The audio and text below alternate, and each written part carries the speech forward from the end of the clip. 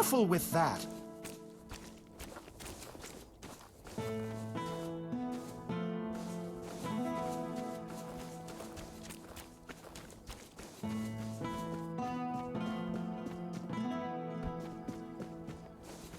Spare a coin for the hungry.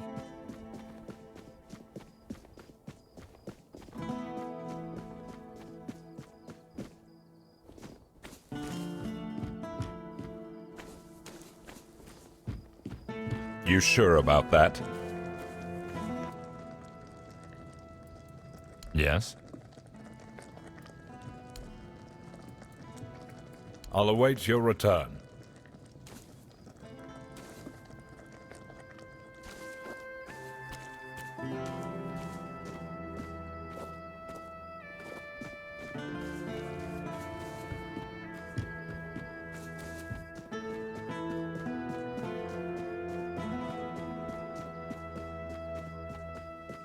Spare a coin for the hungry.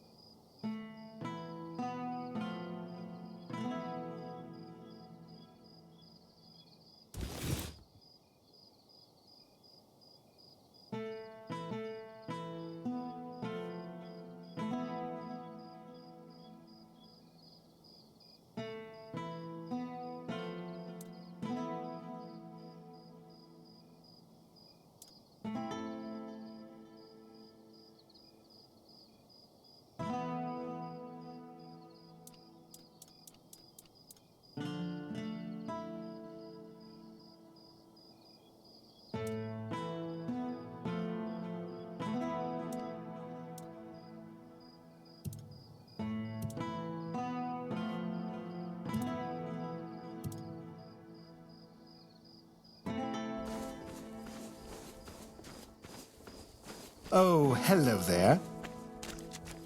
Hello there. Looking for something special today?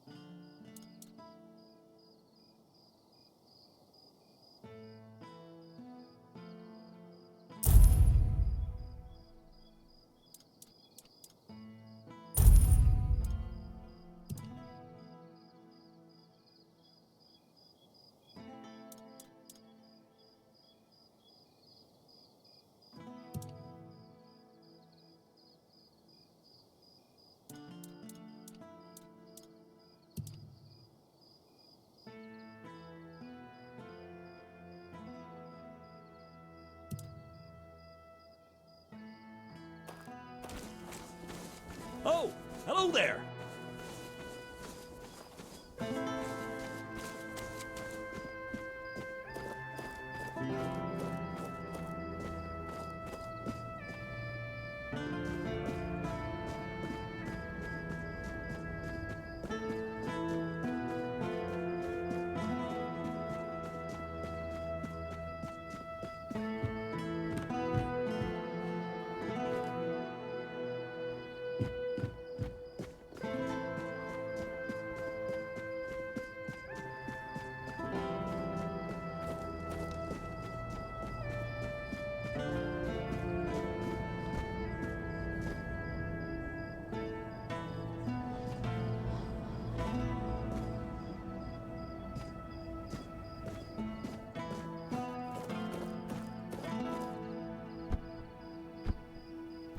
Oh, hello there.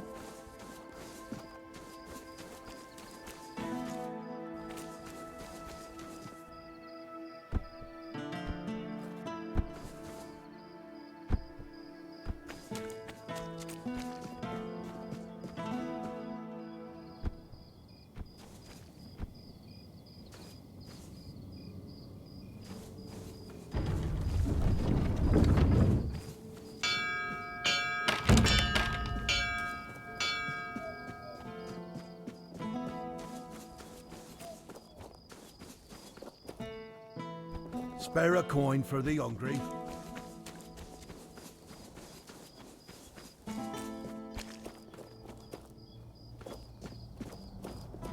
It worked. I can hardly believe it. I mean, I hoped, of course, that the wisdom of my predecessors and our shared effort wouldn't fail, but you know how it is. Something could have gone wrong. Is everything all right? You don't look too well, eh? Eh?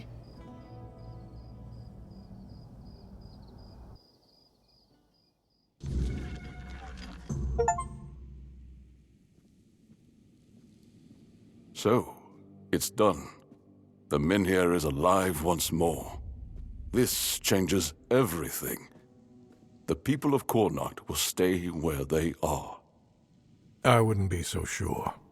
The weirdness continues to thicken, and the threat of the Red Death hasn't passed. Besides, I still have my orders, and they clearly state where your Menhir belongs. I know you have your orders, and I, as a lord, am bound by Camelot's law. But the moment of choice has come, and I stand with my people. I am the Lord of Cornacht, not Camelot. I cannot simply command my subjects to abandon their land. Of all times, you choose now to grow a moral backbone? Spare me. You are a lord, and it is your subjects' duty to do as you command. And if you defy Camelot, well, I don't think I need to tell you how that will end. But that's where you're wrong, Denholm. There is one thing even Camelot cannot dispute. Not if they wish to avoid a civil war that would break out if they defied their own laws. What are you talking about? How exactly is Camelot defying its own laws?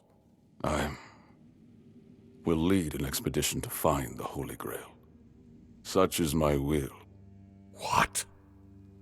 So you've really thought this through, haven't you? Well, if that is the will of the Lord of Cornacht, then Camelot will have no choice but to acknowledge it. I'll report this to command. They're in for a surprise.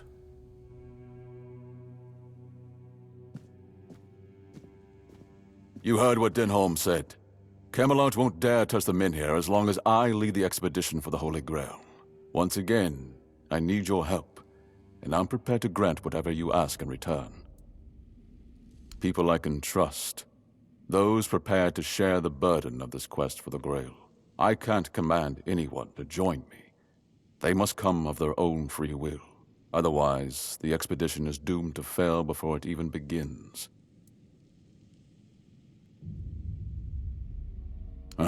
You see, here's where it gets interesting. I've turned Camelot's own ancient laws against them. No one can dissuade the Seekers of the Holy Grail from their sacred mission. That means all orders are effectively halted until I return. With my shield, or on it.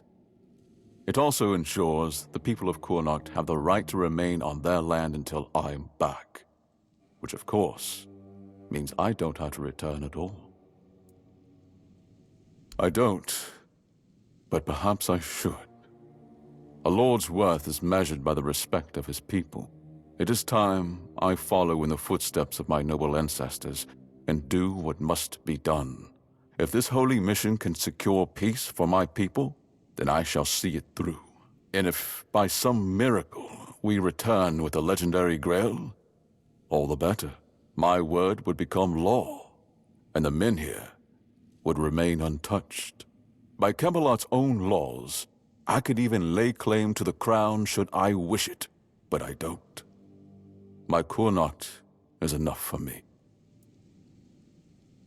I would start by looking among the most trusted and eldest members of our community. Our priestess, Niante, possesses unparalleled talent in healing. Her presence would certainly be invaluable on such a journey. Then there's Urfa, a skilled blacksmith who was once a formidable warrior.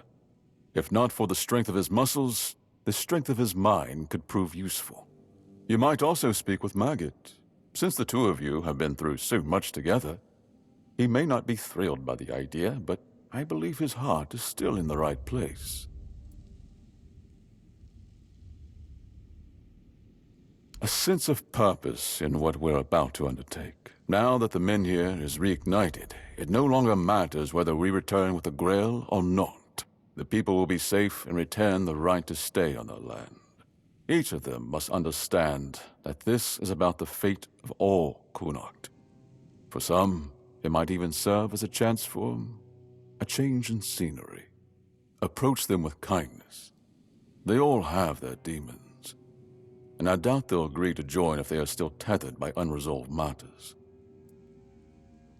Thank you, and believe me, the reward you'll receive for your efforts will be priceless. And whether they agree or not, I will set out for the Grail. I will buy more time for Connacht.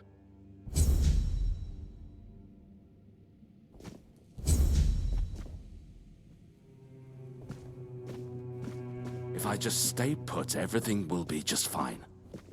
You startled me.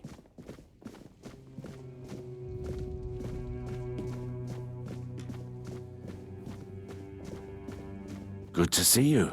I assume this visit is more than social. Farewell.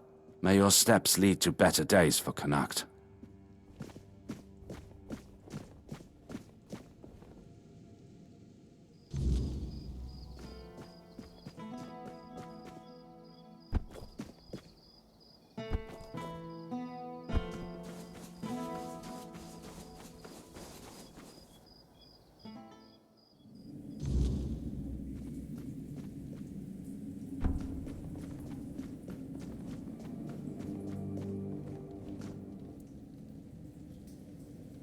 I know. I'm the one who suggested it. It's the only way to get Camelot to hold off moving the Menhir. But I can't answer his call. This doesn't feel like my path. Not yet, at least. All Mother guide you.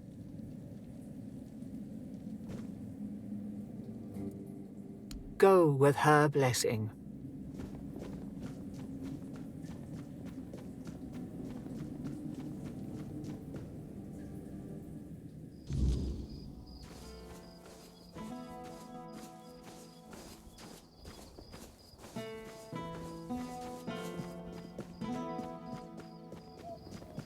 You lost or what?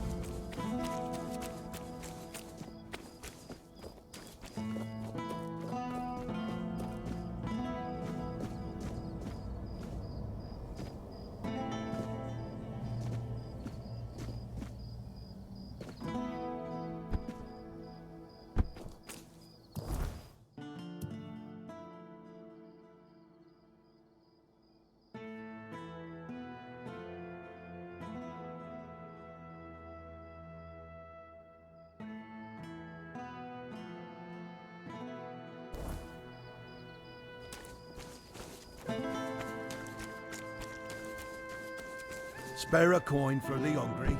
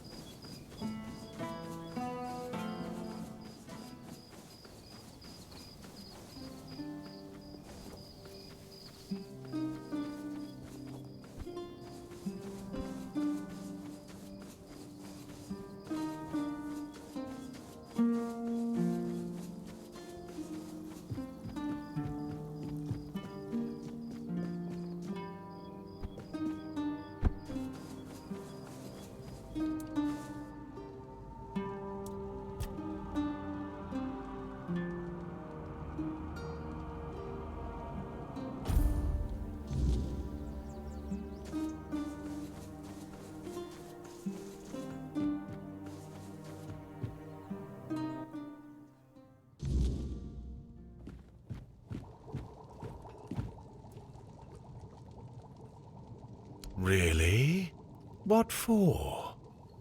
The Mynheer burns beautifully. Nothing bad can happen now. Ah, yes, that makes sense. I can see it now. And he sent you to me. How unexpected.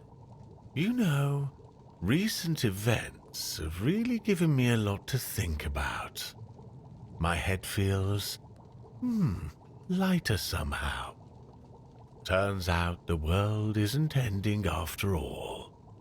And I don't need to stock up on mushroom brew to survive. Besides, I have this feeling that Lady Fate might still have a plan or two left in store for me. Joining the Holy Mission. That sounds like one of them. Tell Yvain I'm ready to join the expedition, and I'll gladly stand by his side.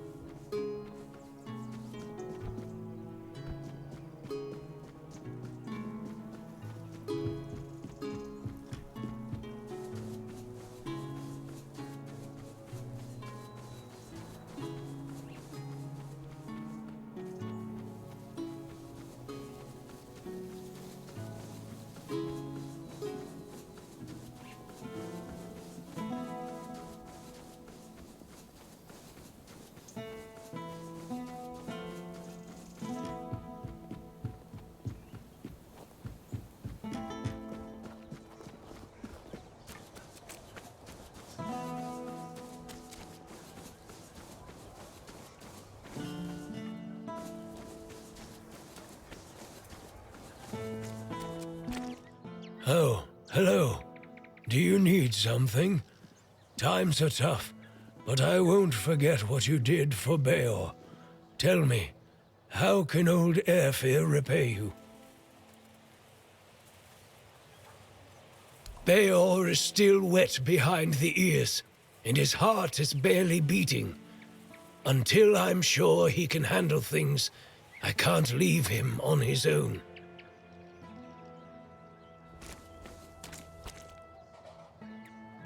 It all began innocently enough. Our milksop of a lord, Yvain, decided that we didn't have the right tools to unearth the riches of our land. So he sent messengers to Camelot asking for their men and equipment. It was supposed to make us richer. And it worked. For a while. They came here and resumed mining. Brought gold with them too. So for a while there, we were even happy to see new faces. Then news from Camelot arrived.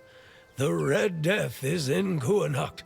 The weirdness is getting thicker.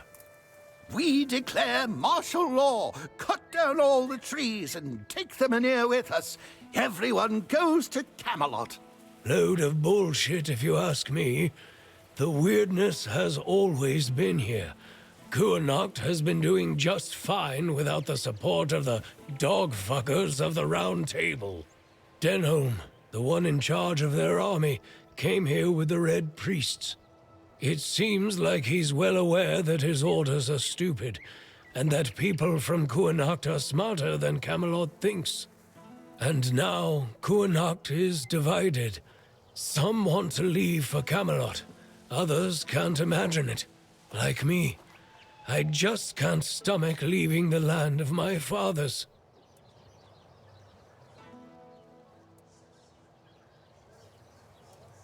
Camelot says we do. I think we don't, even after the moronic theft of trees. Lord Milksop, of course, doesn't know what to do. If he supports the people, he'll lose his dealings with Camelot. If he leaves for Camelot, he'll become just another arse-kissing sponger princeling no one gives a toss about, and the court is already full of those. Here, at least, he's somebody. Or he can become somebody if he makes the right choices. The Menhir is dying. That's true. More and more weirdness creeps into our homes at night. Soon, the flame will no longer be enough. I don't know what would need to happen for everyone to stay in Kuanacht. The truth is, we can only survive if we keep together, either here or there.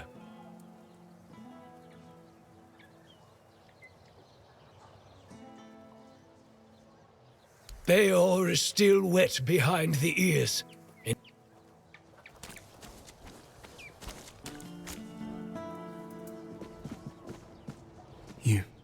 You found her, didn't you? You went to that cave and came out alive. So that means she's dead. She wouldn't have just given you my heart back. I'm not sure. I'm guessing some kind of spell. I can't believe love could ever be that blind. Sweet All-Mother, I'm embarrassed just thinking about it. She was a monster, as you know. A beautiful one, but only on the surface. I can't believe it's over. Oh, and I didn't have a chance to express my gratitude, although an apology might be more fitting.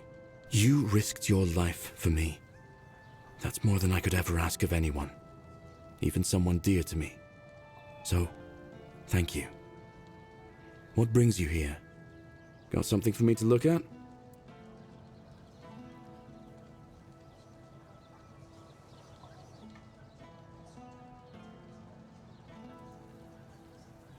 In my eyes, she never looked like a monster.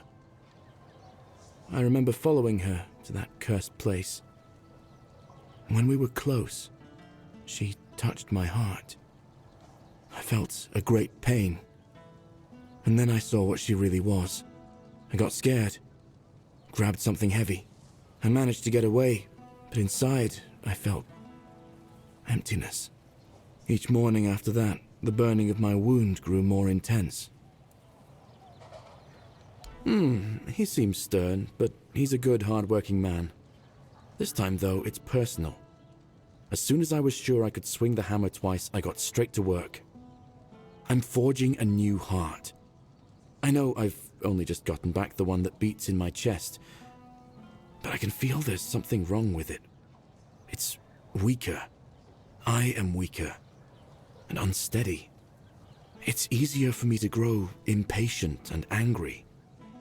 More things seem to cut me deeper. I feel like my heart is poisoned.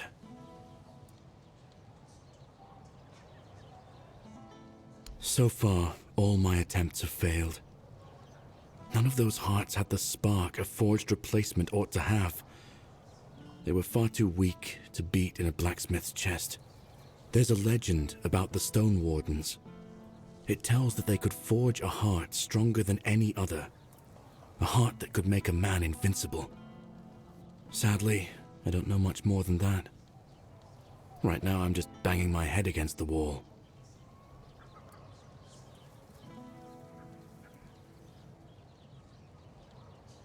Well, since the Stone Wardens are all Dalriata, my hands are tied. Vrel is the only person from the tribes that I know. A Dalriata selling books. And that's something, isn't it? I was planning to ask her about the legends myself, but maybe you could do it for me? Urfir will clobber me with his hammer if I shirk my work again. Thank you. I hope Vrel will be able to tell us more.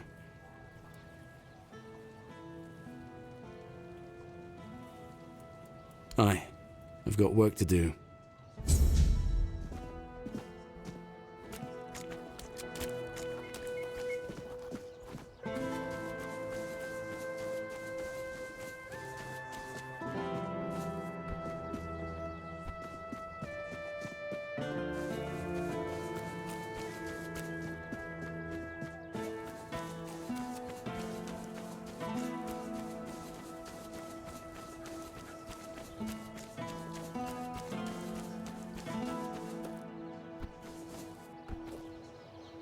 have some spare food or coin?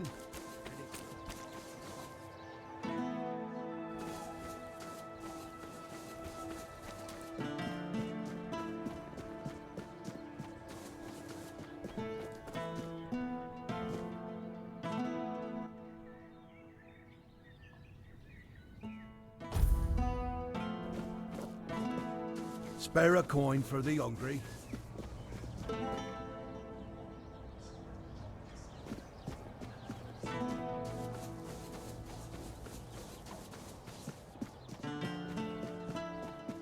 You doing okay?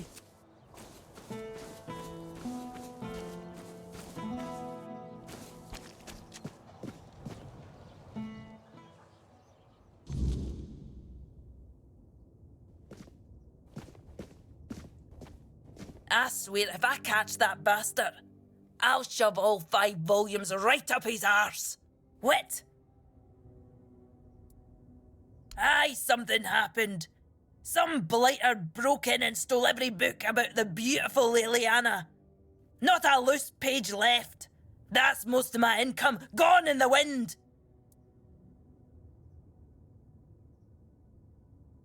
That's no something I'd like to think too much about. Aye, one of the soldiers. He threw a fit a few days ago, 'cause I wouldn't sell him the latest volume on credit. There's no chance I'd ever allow that. Give it 2 months, I'd be bankrupt.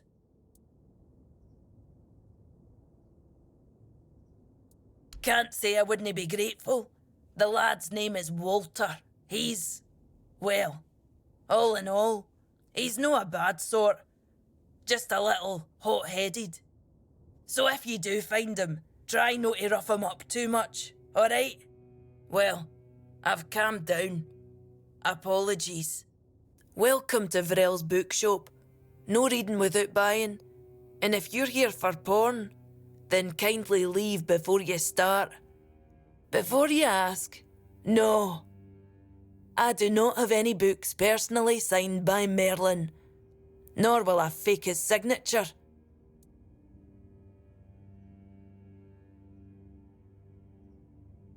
Eh? They're no all bad. I know it might sound like I was some poor misunderstood girl with unusual interests, but that wasn't the case. I was a rightful member of the tribe, and believe me, I didn't get my name for nothing. My father made sure of it. I just wasn't my sister. Funnily enough, she was the one who saw it as a problem. Vran believed that my lack of ambition to be the top Volker warrior somehow made her look bad. Every time I went to the temple to read in peace, she was on my ass about it. Until one day, she yelled at me to either step up or get the hell out of her tribe. You can guess the rest. I am no sure. When they decide to kick you out and take your name, they make a whole ceremony of it. But I left pretty much the moment my sister stopped yelling.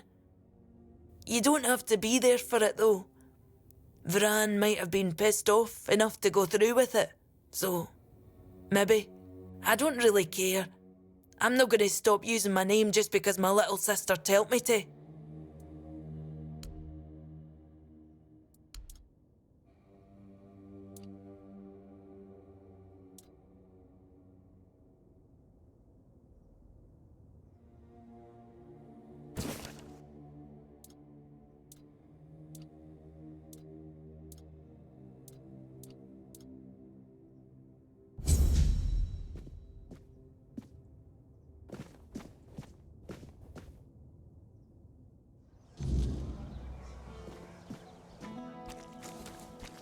Spare a coin for the hungry.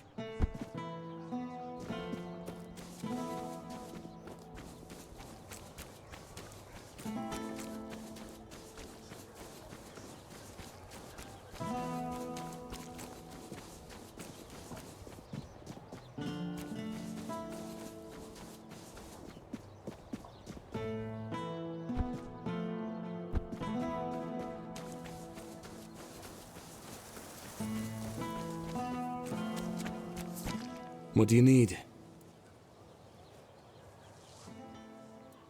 Mind the road.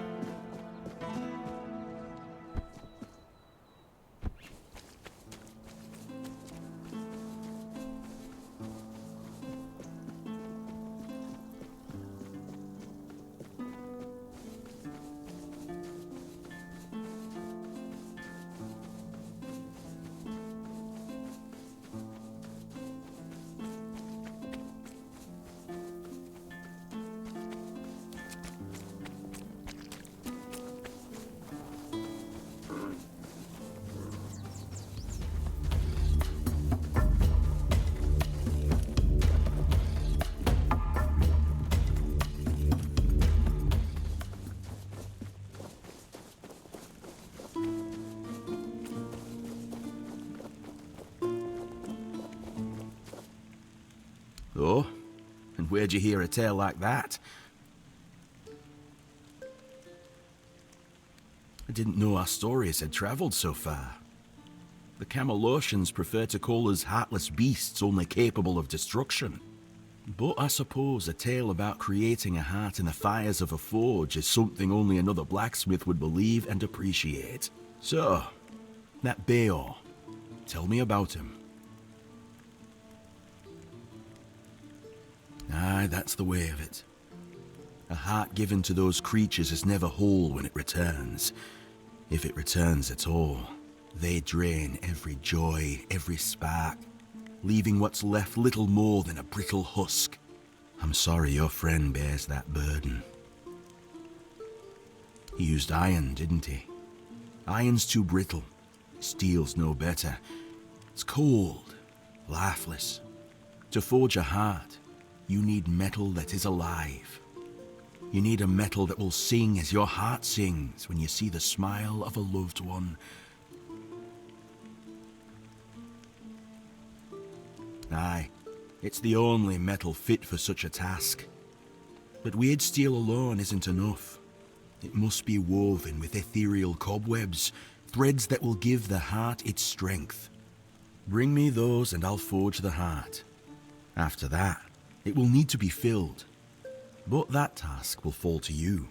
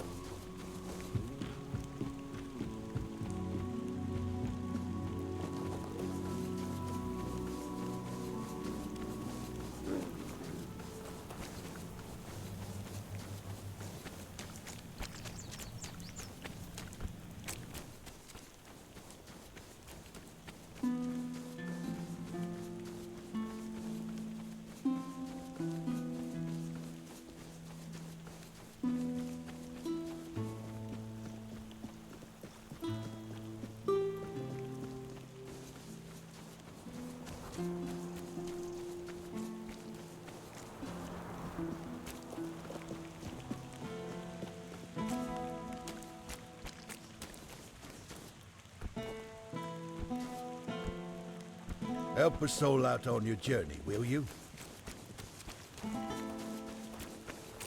Hello there, strange-looking citizen. You lost, or just looking for someone? A reputation? Me? For what? Standing around looking tough?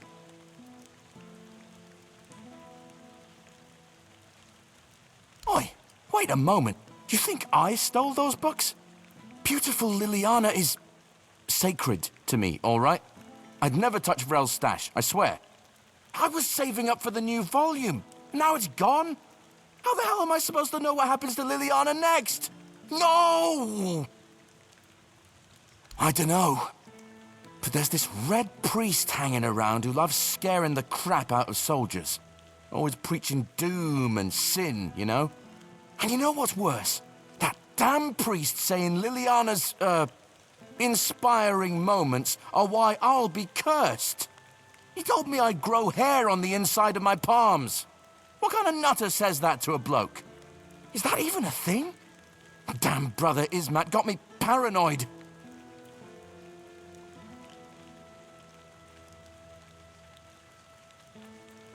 Oh, he's probably at the Red Church headquarters.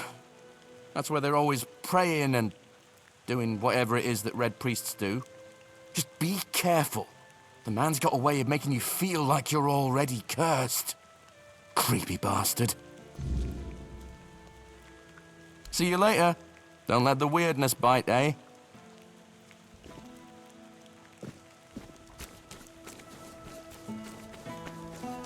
Help a soul out on your journey.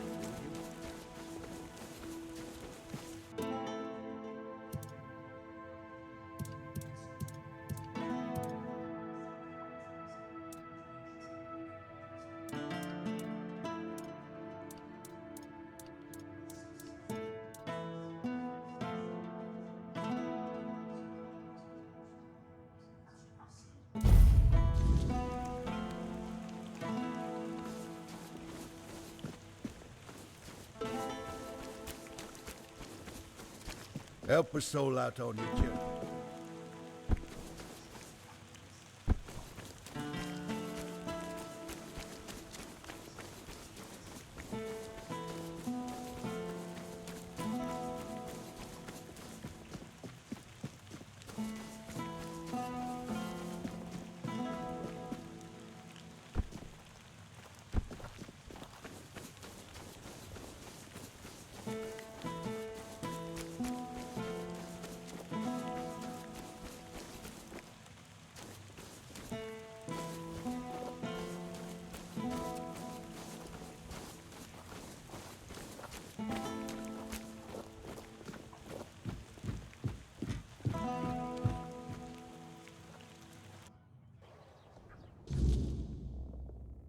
We are the sanctified martyrs.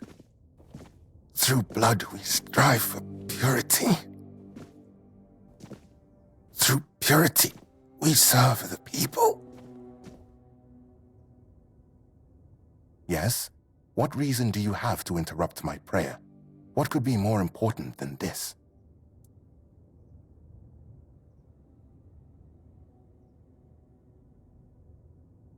The body is a vessel of the Prophet's will, and its purpose is not to squander, but to glorify, says a sermon written by Flamen the Chaste. Through the suffering of the body, I free myself from the snares of evil. Each strike of the whip creates a wound, a holy space to be filled with the K's grace. I know which sinner you speak of. I also know he intended to read those books, tainted with lechery.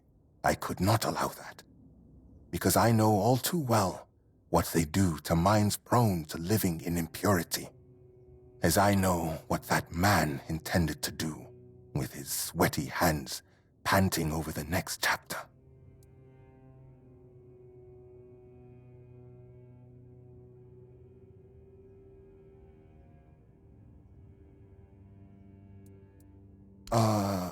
Of course, I am a Red Priest, after all. I know much about the struggles of the spirit, about what shatters a person's dignity, about the acts that cloud the mind with a fog.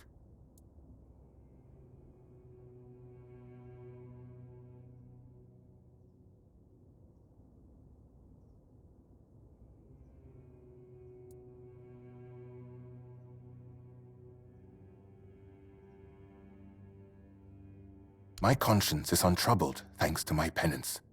Leave me. I wish to pray. We are the sanctified martyrs. Why do you disturb me again?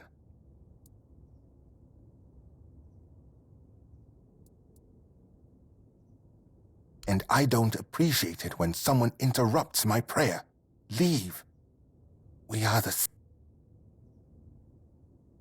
Why do you disturb me again? Very bold words.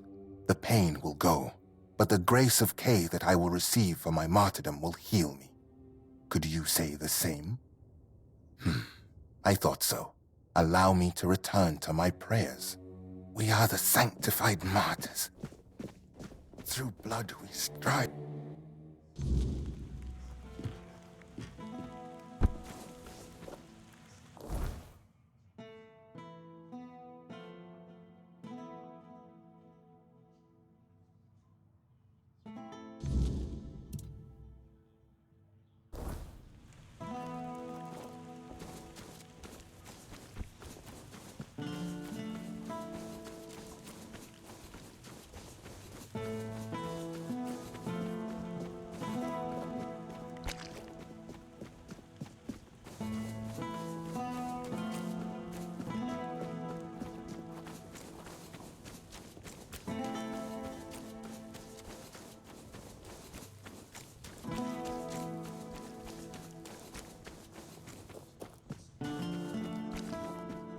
Help a soul out on your journey, will you?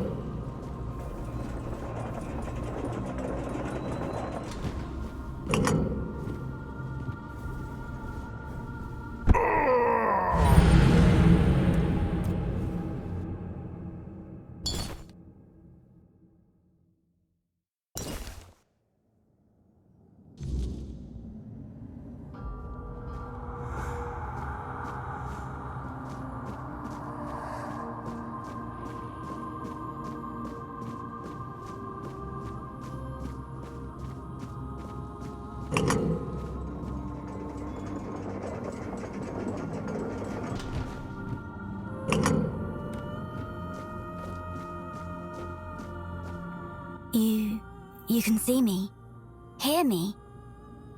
How strange. That's not how it's meant to be. I decide who sees, who hears, yet here you are, unbidden. Why? Ah, Niante, the fractured one. Yes, she feels the void, doesn't she? The emptiness, where her compassion once dwelled. What she cast away? A fragment, a spark. Hers, yet no longer hers. It clings to me now, bound in service to the All-Mother. And does she need it? Truly? Compassion can be a burden, a chain that weighs down the soul. I held it for her because she could not bear it. She gave it to me.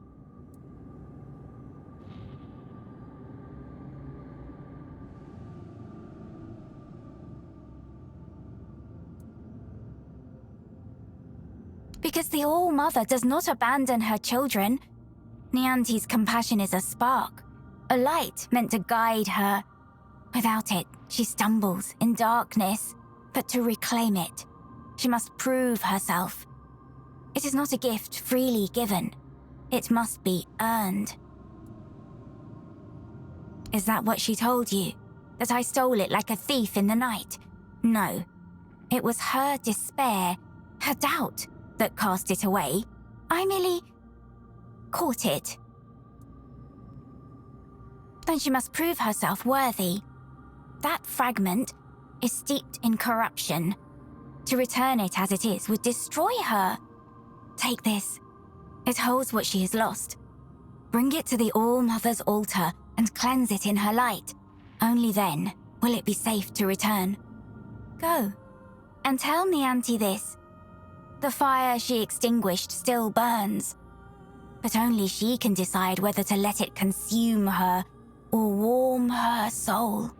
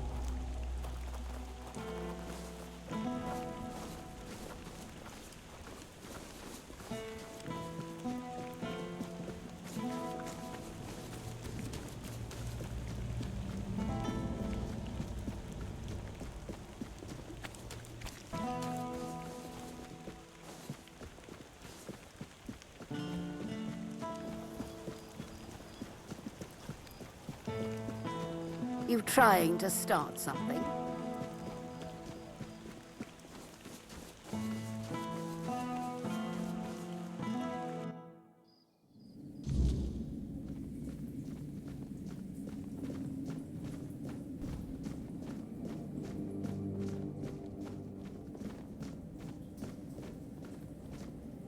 Lorelia's voice, it's different now.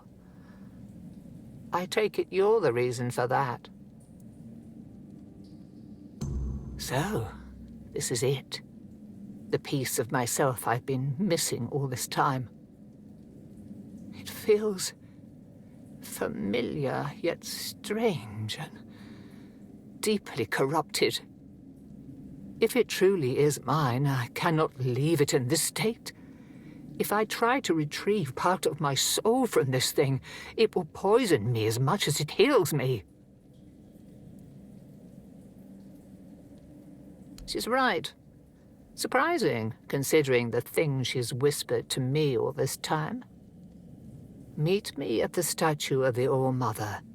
There, in her light, I will perform the cleansing ritual. You've already done so much for me, but I must ask for one more thing. Your presence. This is something I can't... This isn't something I can face alone. Thank you. May the All-Mother guide us both.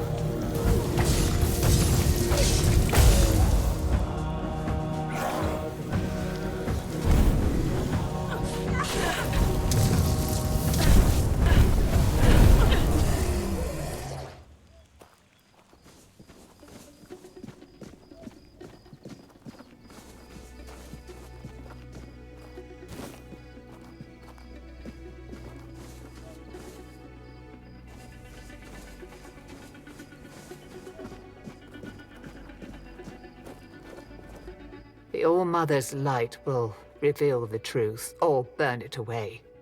Are you ready? Then let's begin.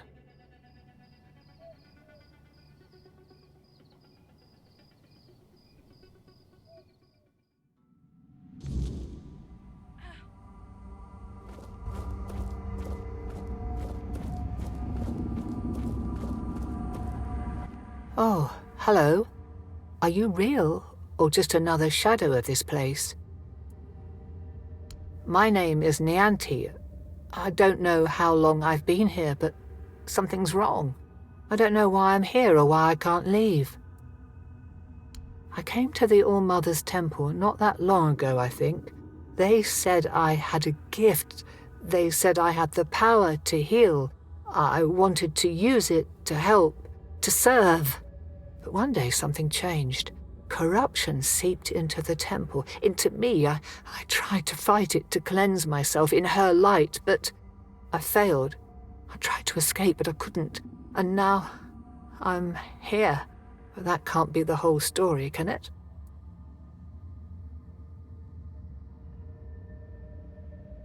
What? That can't be true. How could I serve when I'm trapped here? How could I help anyone when I'm incomplete? Tell me, what's left of me out there?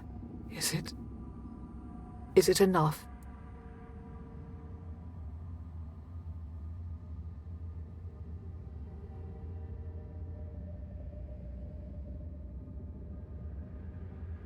Needed? Maybe that's true if I still have the power to heal, or perhaps my purpose isn't lost. Perhaps I can still serve. Thank you. You've given me the clarity I've lacked for so long. Whatever path I'll take, I'll walk it with purpose.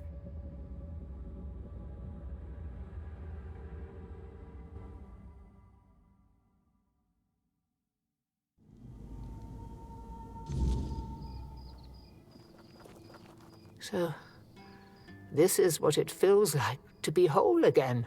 It's strange. Like I've been walking in a fog all these years, blind to what I'd lost.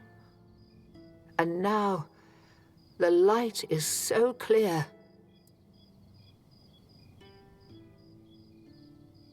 I feel as I always should have: compassion, care, hope, all the things I pushed away out of fear. They were never weaknesses. They were my strength.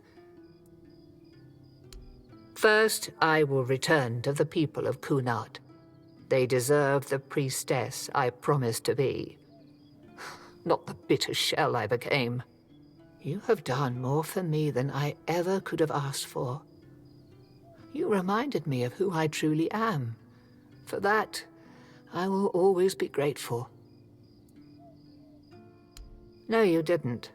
The All-Mother guided us both. But now it's up to me to carry this forward. Thank you, truly. There is much to do, but this time, I will face it with open arms and a whole heart.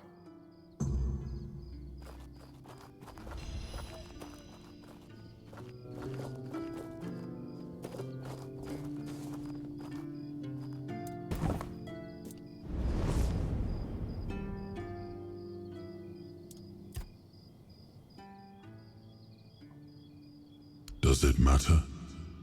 As long as the result is the betterment of the people, what difference does it make? Guilt is a powerful motivator, and a useful one at that. My sisters taught me that, time and time again.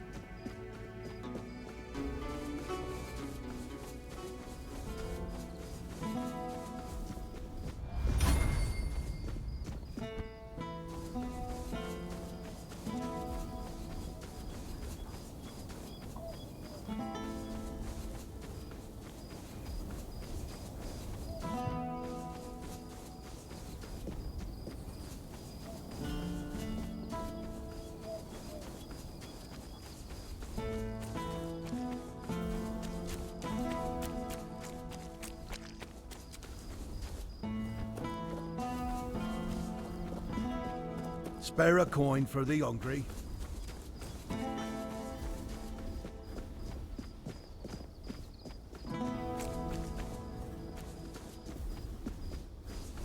Help a soul out on your journey, will you?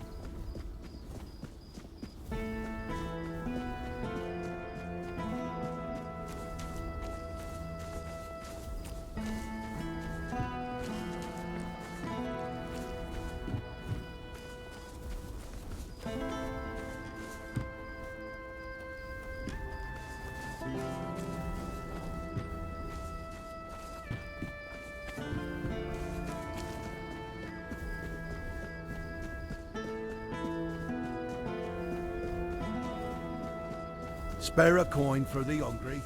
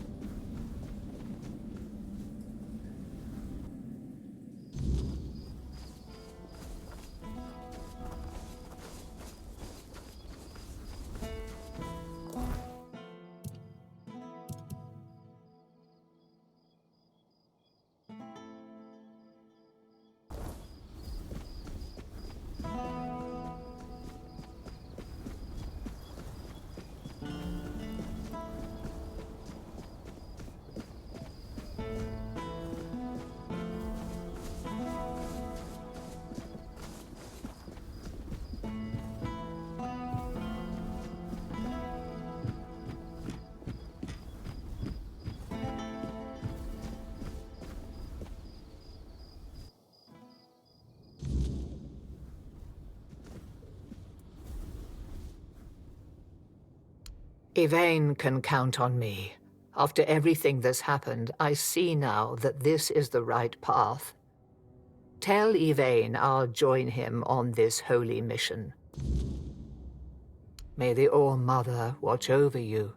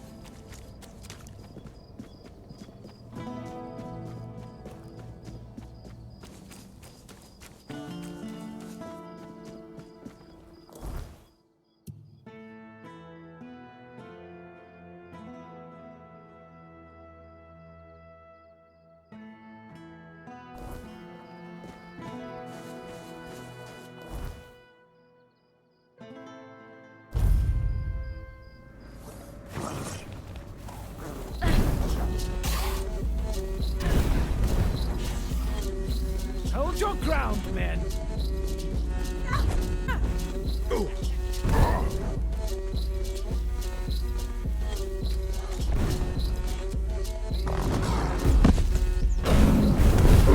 I won't save you!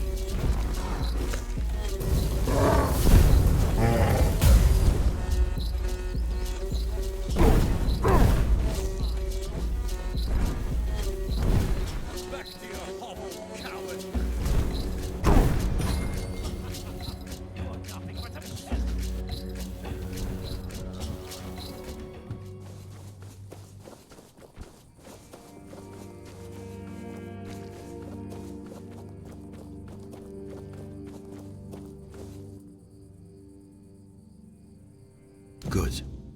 Give me a moment to find the right song. I haven't lost my touch. Here, your friend will have a strong, beautiful heart. At least in terms of craftsmanship. The rest is up to you. The art is just an empty vessel. It needs to be filled to start beating. Life, of course. A heart must be full of life to start beating. But we'll talk about that when you return. Well, there are two ways. Through death, or through sacrifice.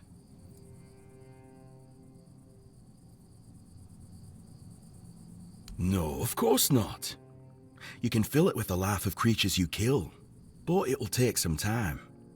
A life torn away is far less willing than a life freely given, and I can't say what effect it'll have on Bayor. It's not a method we use often. You can pour some of your own life into the art. It'll weaken you, sure, but I'd say some sacrifices are worth making. Besides, I believe it will give you another kind of strength, something far more valuable than what you've lost. Then he'll have a cold lump of steel in his chest. What do you think? If you want to fill it up with the energies of things you kill, just hold it up when you fight. It will collect life, and at some point, will give you a sign that it's beating again. Come to me and I'll bind life to the heart. If you decide to fill it with your own energy, just tell me. Either way, come back with either a full heart or when you make up your mind.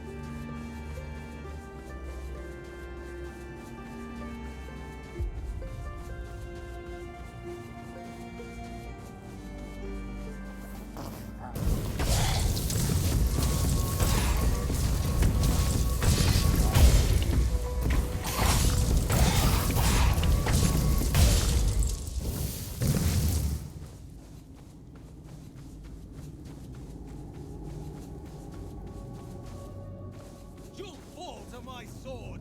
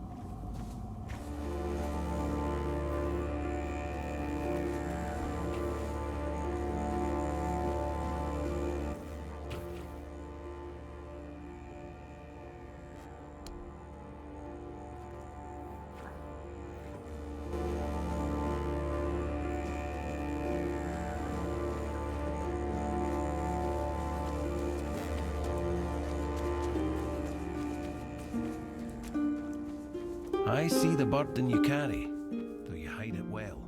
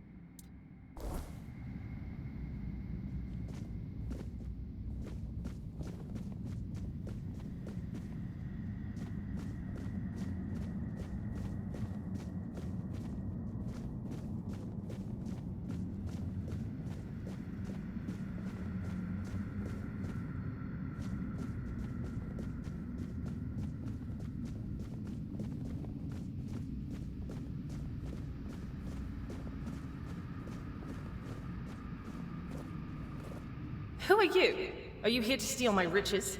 They're mine. I earned them as the favored entertainer of Segramor's court. Oh, but maybe you are one of the courtiers. Did you have fun plotting my demise? Wasn't my name meant to echo far and wide as he promised? Have I really been forgotten? Then I will ensure you share my fate, you thief.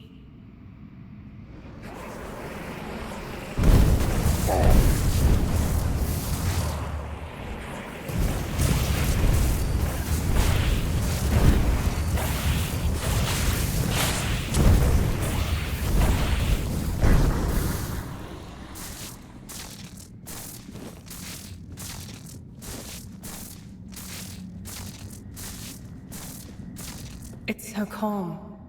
I never thought I'd miss peace and quiet. It was always my sister's preference. Oh, My poor Aideen. What have I gotten us both into?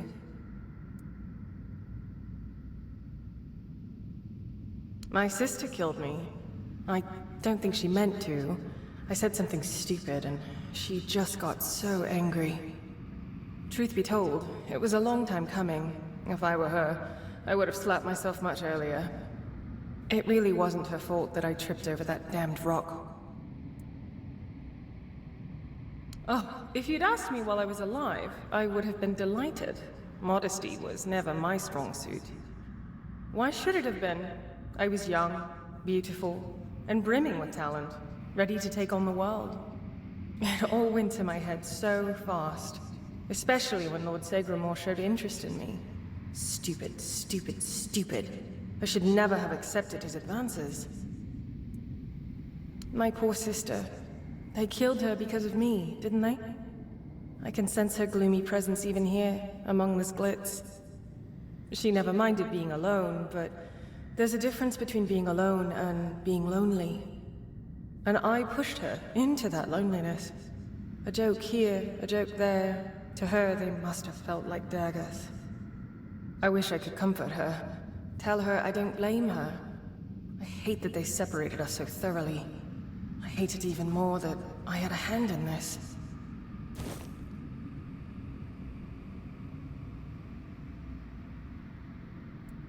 I'd love that. I'm so tired of being on my own. Despite all those times I wish she'd just leave me alone. Now I find myself missing her terribly. Thank you, kind stranger. I'm not sure what I can offer in return, but maybe you'll find something of value in this clutter. I'm sure she does. Aideen has always been so dramatic. But her anger ebbs and flows, and we have an eternity to work on mutual forgiveness.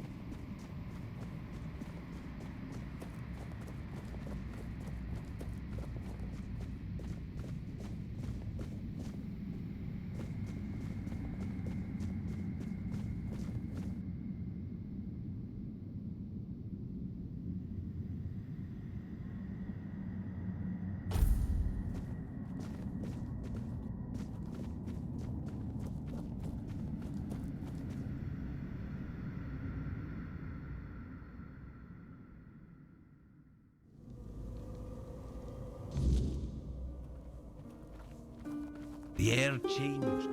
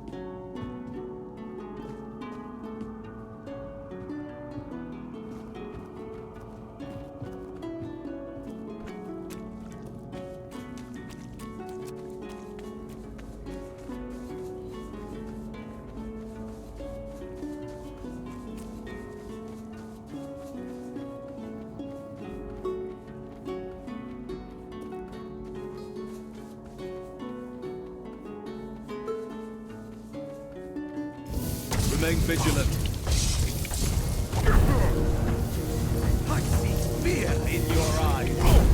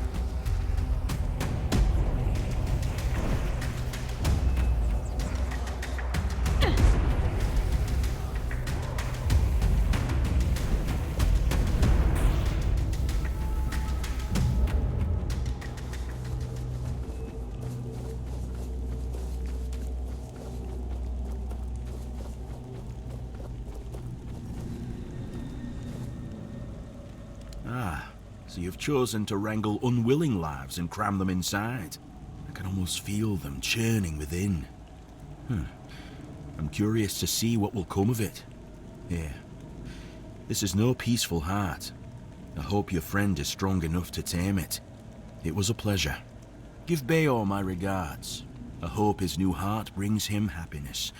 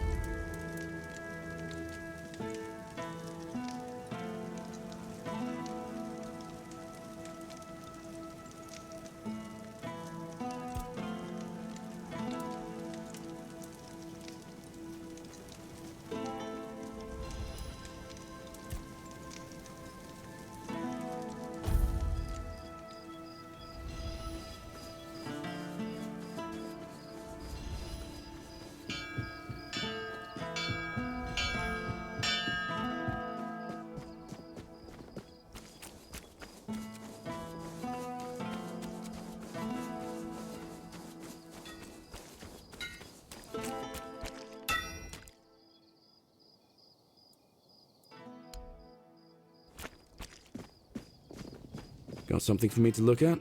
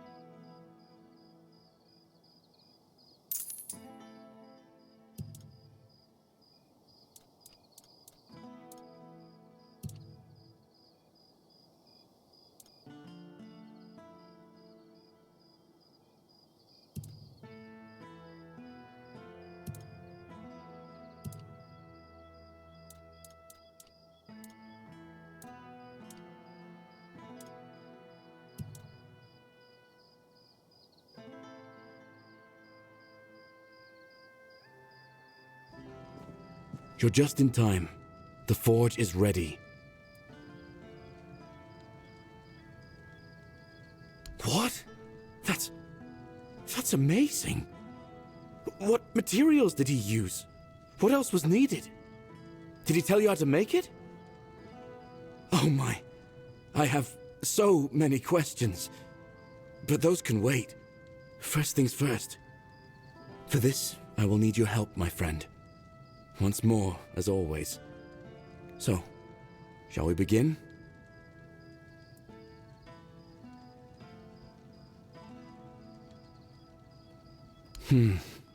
Okay then. Let's see if those Stone Warden legends have a grain of truth in them. I suppose that's it. Surprising how simple it is to look into someone's heart and tear it out, isn't it? It's different. Everything looks a bit like it's mired in fog. But I don't feel bad. In fact, I feel good. I feel stronger. I guess more will become clear with time. For now, I'll just have to wait and see. The measure of my debt to you is 2 hearts. I don't know how a man could ever repay something like that. I'll be going back to work. Visit me sometime. Don't be a stranger.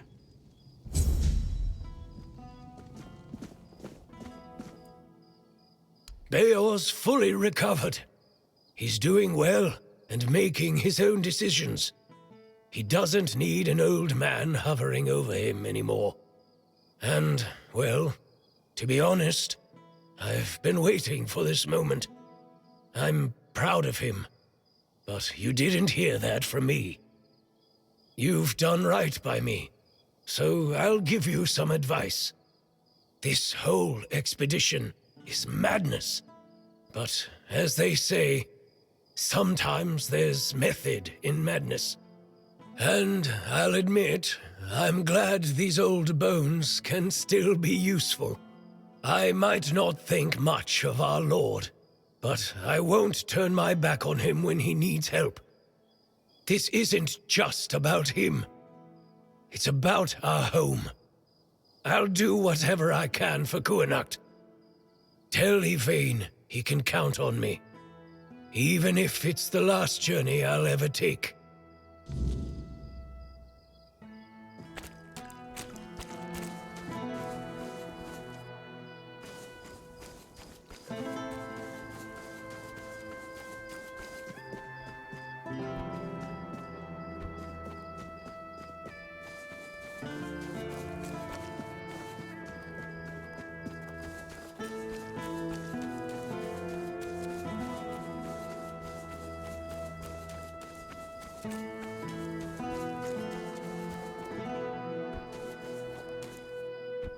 Spare a coin for the hungry.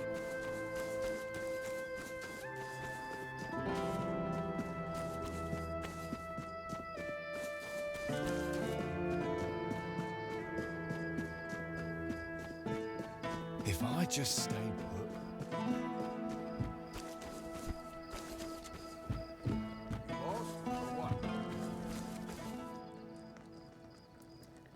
Yes? I see you managed to defeat Sanguinor the Crimson.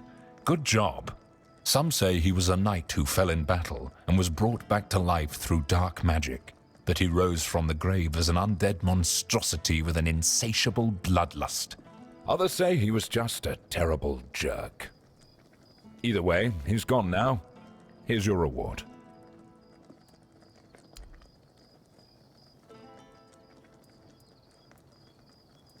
I'll await your return.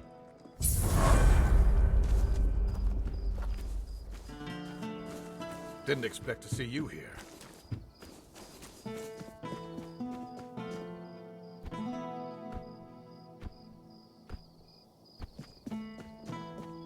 Spare a coin for the hungry.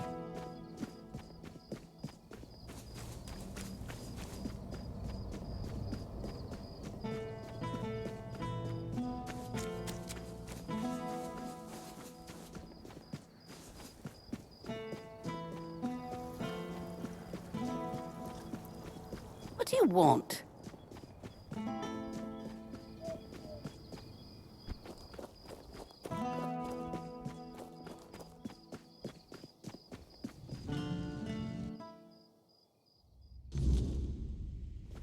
Just keep your head down.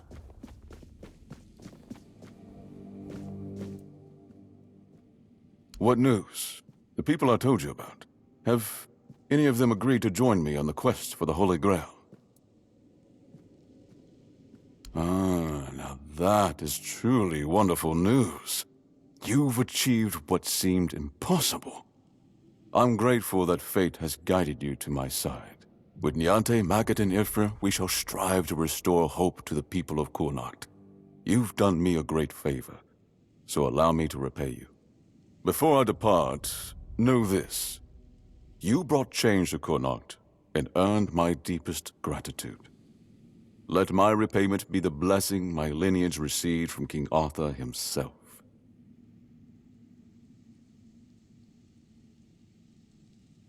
Be the shield that watches over Kurnocht, as House Terion has done for generations.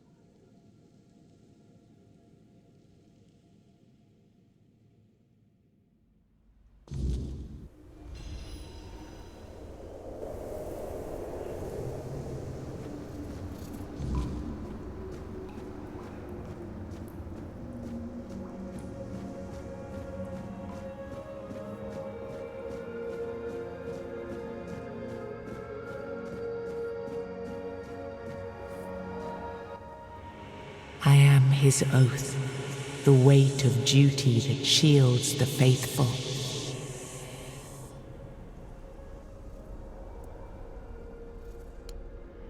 I am the wall between order and ruin.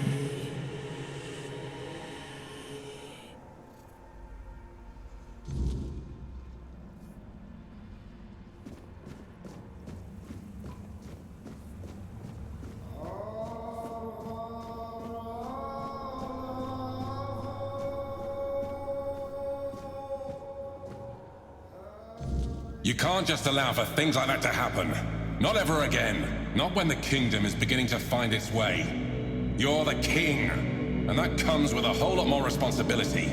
You can't let people like Merlin do what they want, even if their intentions are pure. You must see the danger now. The memory of Seawall is my burden. Harder to bear than I'd like to admit. But I've realized that his story is what happens when power answers to no one. Then do something so that a tragedy like that never happens again. Palamedes, you've always spoken your mind, even when I didn't want to hear it. You've stood beside me through the darkest days and fought not for glory, but for Avalon and its people. I have done only what I believe was right, nothing more. Yes, And that made me realize that Merlin was wrong. The legacy I leave won't endure through the legend of a single man, whether it's me or anyone else.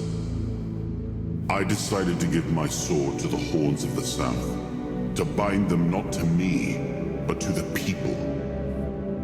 But Avalon needs more than that. It needs structures, memory, and resistance to corruption. It needs the foundation of something greater than any one of us.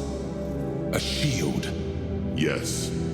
One to guard Avalon, even from itself. You've proven yourself time and again, so my shield is yours, Palamedes. Not just to wield, but to become. Let your bloodline anchor what my reign could not. And you believe I am worthy of such a responsibility? I will not fail you, my king. Don't carry this burden for me, Palamedes. You never have. Carry it for Avalon. And may your name be a blessing upon this land for generations to come.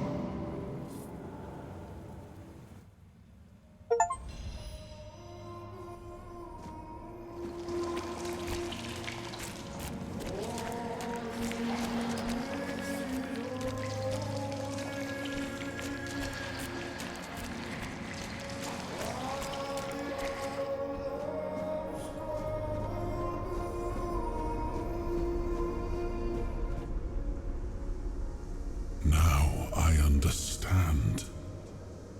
The shield isn't an object. It's the bloodline itself. But I also remember the shield was meant to resist. Not enemies, not blades, but corruption, compromise, cowardice. Palamedes understood that. Nothing I've seen here reminds me of him. Nothing resembles the kingdom we were trying to build. Lord Yvain, a joke of a man. A mere shadow of his ancestor. Not worthy of his title, nor of leading his people. I tried to build something lasting. Something that wouldn't depend on me to survive. I distributed power, tied it to oaths, not blood. Gave regions autonomy, left behind symbols to bind them. But what we've seen so far, that's not a kingdom. That's theater. People playing at being lords and commanders, taking on roles they don't even understand.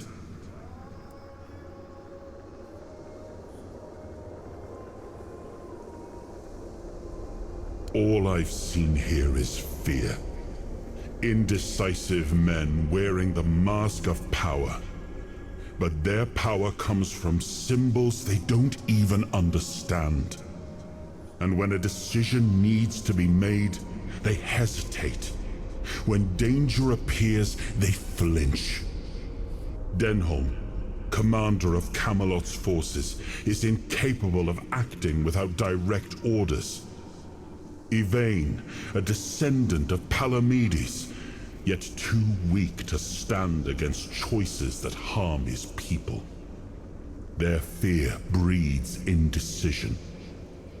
If you cannot choose, you cannot protect. And if you cannot protect, Avalon rots.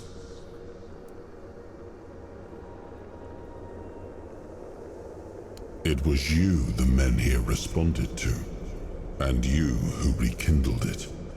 You did all the work, turned the situation into something Yvain could exploit.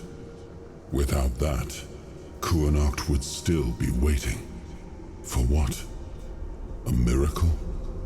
That's why I have to come back. Without us, without hands that act, this land just waits. and rots. Merlin wanted me to become a symbol. But I realized that one person, one myth, won't be enough. This kingdom needed more. It needed to stand on stronger foundations. And so, I left mementos behind, to serve as cornerstones for various facets of the kingdom. It seems we were both wrong about this.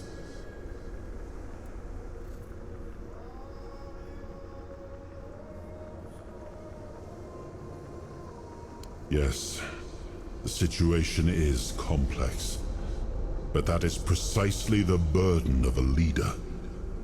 Complexity does not excuse paralysis, and yet they sit in deadlock, doing nothing, while the world around them fractures. Turn every resource toward understanding why the weirdness is returning and stopping it.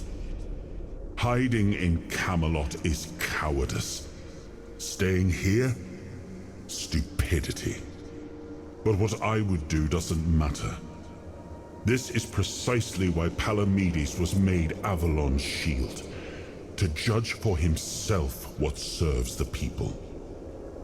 Even if it meant standing against me.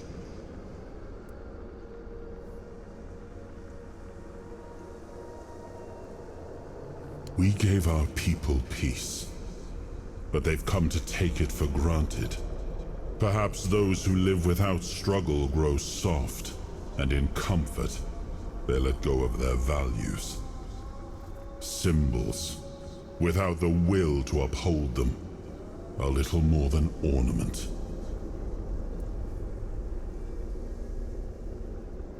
I named his bloodline the Shield of Kurnacht, and granted them dominion over this menhir, with full autonomy.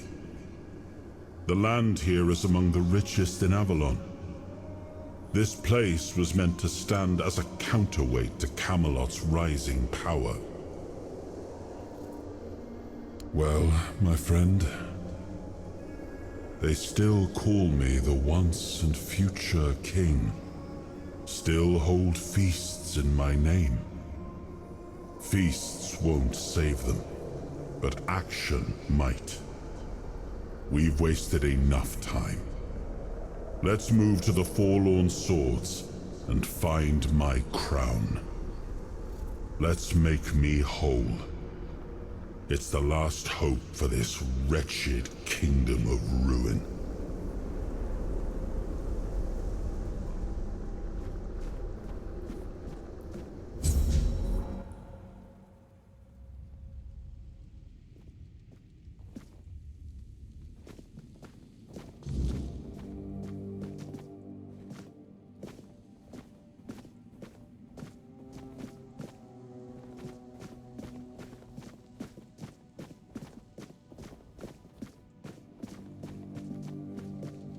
The less attention, the better.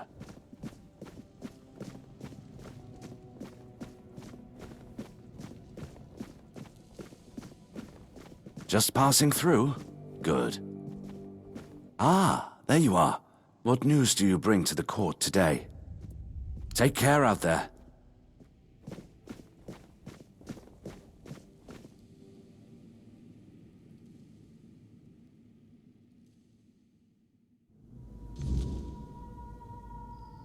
Are you sure you want to do this? You can still back out. Camelot will surely forgive you for this insubordination. I have never been more certain of anything in my life. This is the only way. Fine. Do as you will. Look who woke up. You're a bit late, though. You missed the show. Our Lord gave a rousing speech to his subjects explaining why he's going to leave them in these dire times.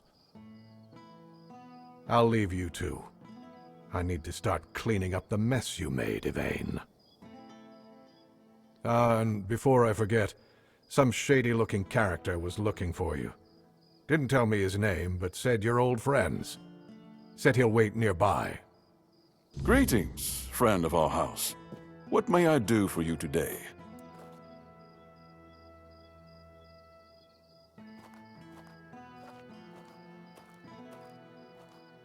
Really? I hope he supports my decision to embark on the quest for the Holy Grail. Although, in truth, it doesn't really matter. I made my decision, and I'll stand by it. Whether my noble ancestor approves or not. Well, and now you are the shield of my people. I trust you will ensure that his blessing is not squandered.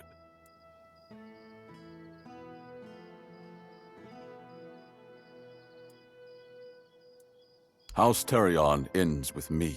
Lady Maeve was never granted the chance to give me an heir. And I couldn't bring myself to take another wife or continue the lineage while the world I knew crumbled around me.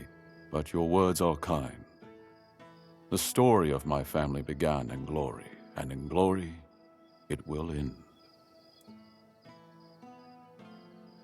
As soon as the necessary preparations are complete. With any luck, it won't take much longer. Ansem will assume my duties in my absence. He is my most trusted man, and he is respected by the people. For now, he's assisting me in gathering supplies. I do not know when or if I will return. Kurnocht and its people must be ready for either eventuality. I cannot say for certain, but I have faith that Ansem will manage. Truth be told, he's been the one keeping things in order for quite some time now. Since Maeve's passing, I've been all too aware of how much I've neglected my responsibilities. Camelot will keep the peace in my stead, and I can only hope that the people of Kurnocht will come to trust Denholm and his men. We may not agree on every matter, but I cannot deny Denholm's honor. When I return, it will have to be enough. And so, I thank you once more. House Terion is... no, wait. I am personally deeply indebted to you. Because of your efforts, my family has the chance to reclaim the glory it once knew. Farewell.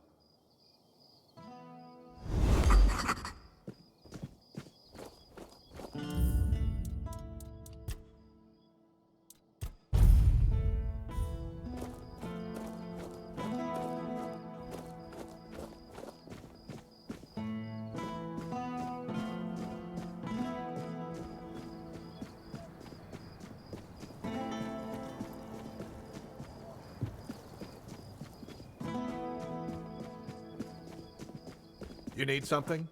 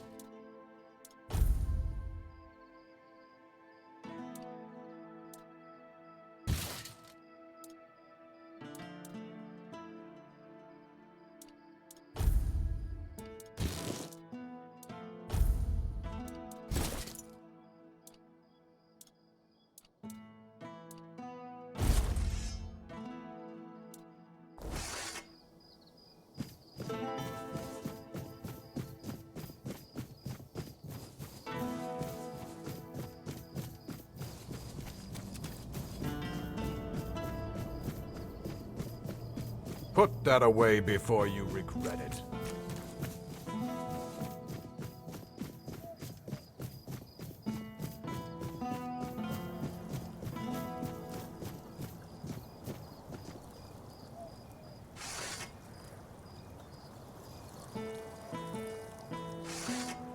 Well, well, look at you. Moving along nicely, aren't we? You're piecing him back together faster than I expected. We're getting closer to the end. And since you've proven yourself so capable, maybe it's time. You should have enough power now to enter his mansion. Here, go to this place and see if the door opens for you. No. If you want to know the truth about the man pulling the strings, it's time you took a look behind the curtain. It's the house of someone I once called my employer, Orin. The same one whose plans got you out of the island asylum. I don't know. We stopped seeing eye to eye on certain things, and our relationship soured. No, not really. There's one last piece of Arthur's soul waiting for you. The third artifact. His crown, this time. You'll find it deep in the Forlorn Swords, in the capital city of Dalriata. Meet with Gurfan. He'll either attack you on sight, or explain everything patiently, depending on how he feels about... Oh, you'll see for yourself. How would I know? I'd say going into Dalriata territory is a surprise all on its own. But don't worry, they've got bigger problems at the moment than you sneaking off with their sacred helmet. Once you're done, meet me at the Charred Conclave. That's where we'll finish this, one way or another.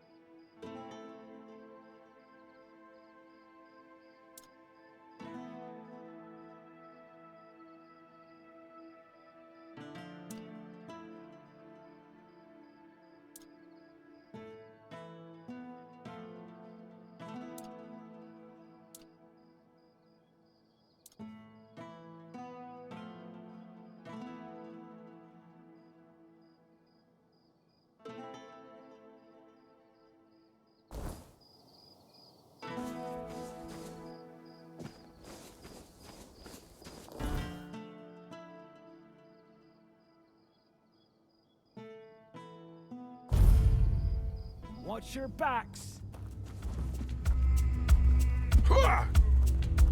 I'll strike you down.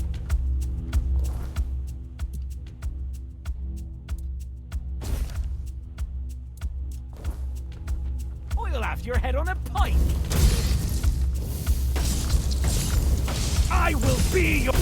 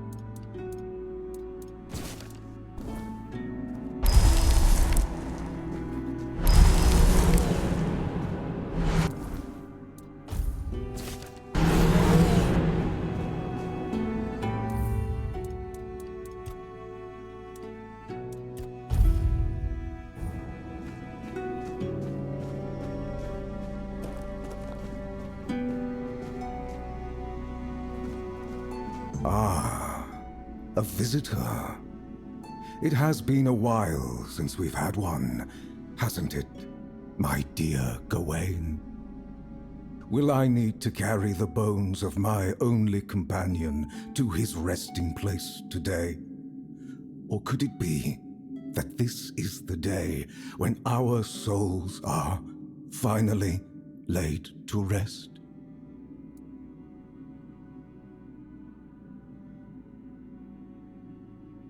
I am Sir Bertilac, Wanderer. I keep watch over the cursed, restless sleep of dearest Sir Gawain. He is dear to me now, but long ago, I thought little of him. An honorless, arrogant whelp he seemed to me. But when I struck him down, and saw him look up at me in quiet wonder as he drew his last breath, I understood then that we were the same. Both tools in the hands of those with power, afterthoughts in the games they played.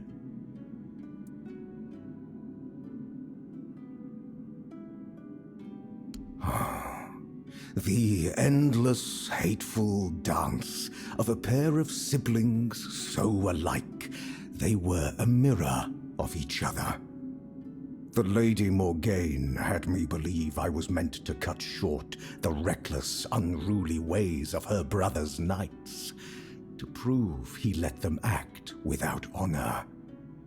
She said she only wished to be heard, but as I sat here, forgotten, I came to understand. She wanted Arthur to hurt, as she had been made to hurt.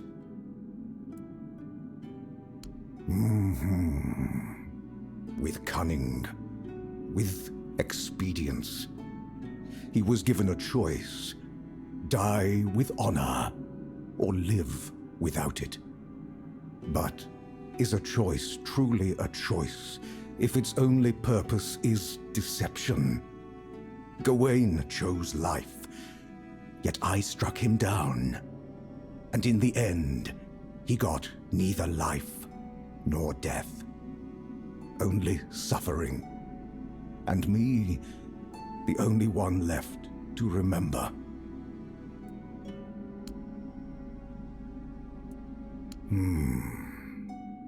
Challenge me, Wanderer. End my lonely vigil, and after I fall, take up my axe. Give my dear Gawain one last duel, and one final death. If you are the one the Lady Morgaine truly meant to punish, then at last we may find our rest. Now, will you fight? So be it. May the one who falls find peace.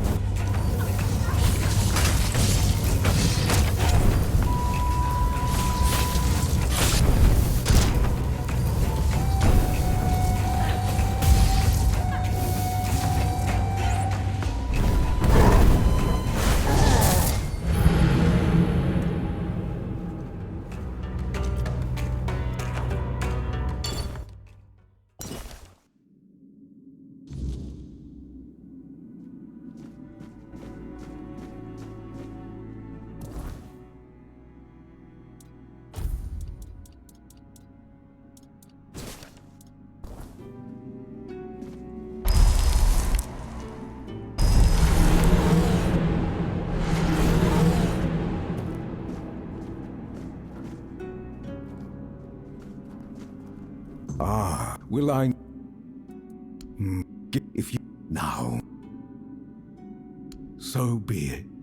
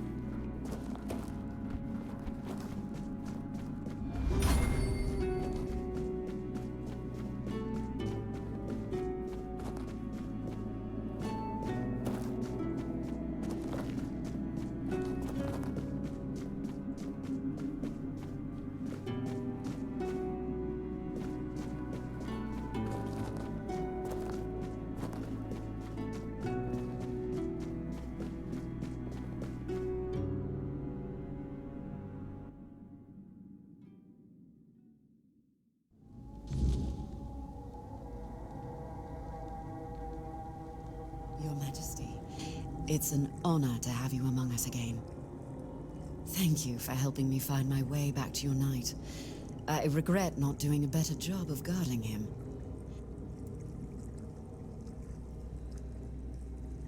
I'm a Pict. I can sense the wordness and the spirits within it.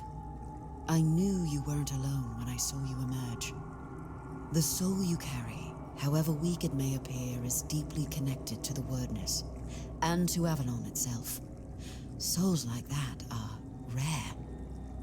Besides, only the one who wields the power of Excalibur within could open this tomb, and that is rarer still. My name is Fianola. I am here on behalf of the Royal Geographers.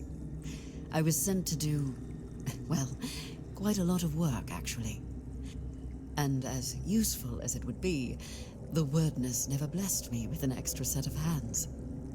Say, traveler, how would you feel about joining the oldest, most prestigious guild in Avalon?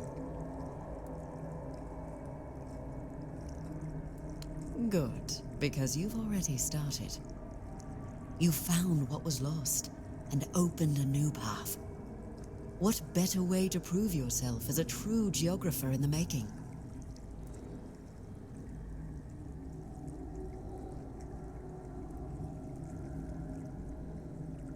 Everything. Our most important mission is preservation of Avalon and the pillars it was built on. We were sworn to protect the tombs of the first knights, but they were lost to us. There were rumors that the tombs were sealed, and only King Arthur could open them. Turns out, the rumor was true after all.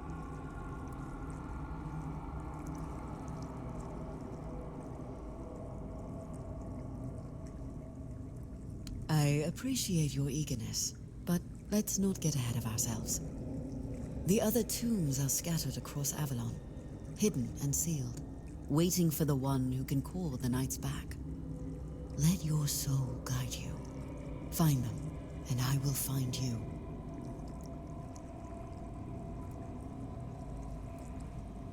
Ah, Sir Bertilac. From Gawain's executioner to his protector. There's no need to worry about him. His soul walks Avalon freely now, shining bright. All of Morgaine's darkness has lifted. I'm sure he and Sir Gawain will cross paths again, this time without the shadow of a curse between them. We all want peace, but it rarely comes easily. The knights swore to protect Avalon, and now they have the chance to fulfill that oath. Sir Gawain will find his peace, as will you, and his majesty. But it will take effort from all of us. A strong king means a strong Avalon, and for that, he needs his knights. The wordness is like a web. Without strong threads to hold it together, it tears apart, and chaos follows. Every soul wandering Avalon is one of those threads, but the ones who shaped it, their threads are the strongest. King Arthur and his knights once brought peace to Avalon. Their very presence helps to calm the turmoil, even now.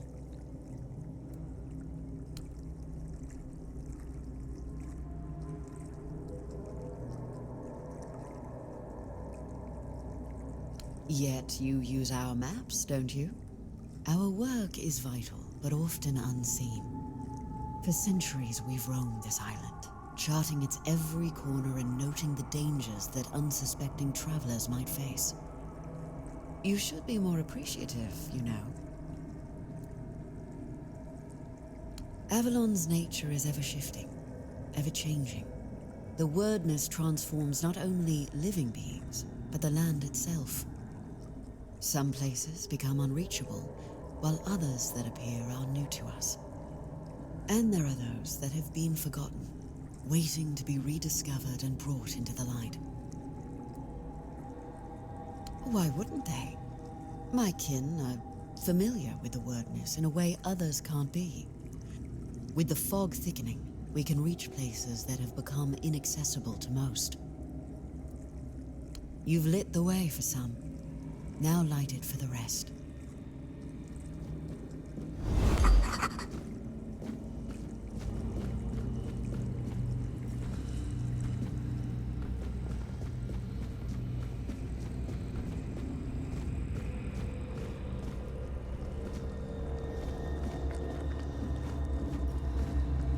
I don't think I want to talk to you anymore.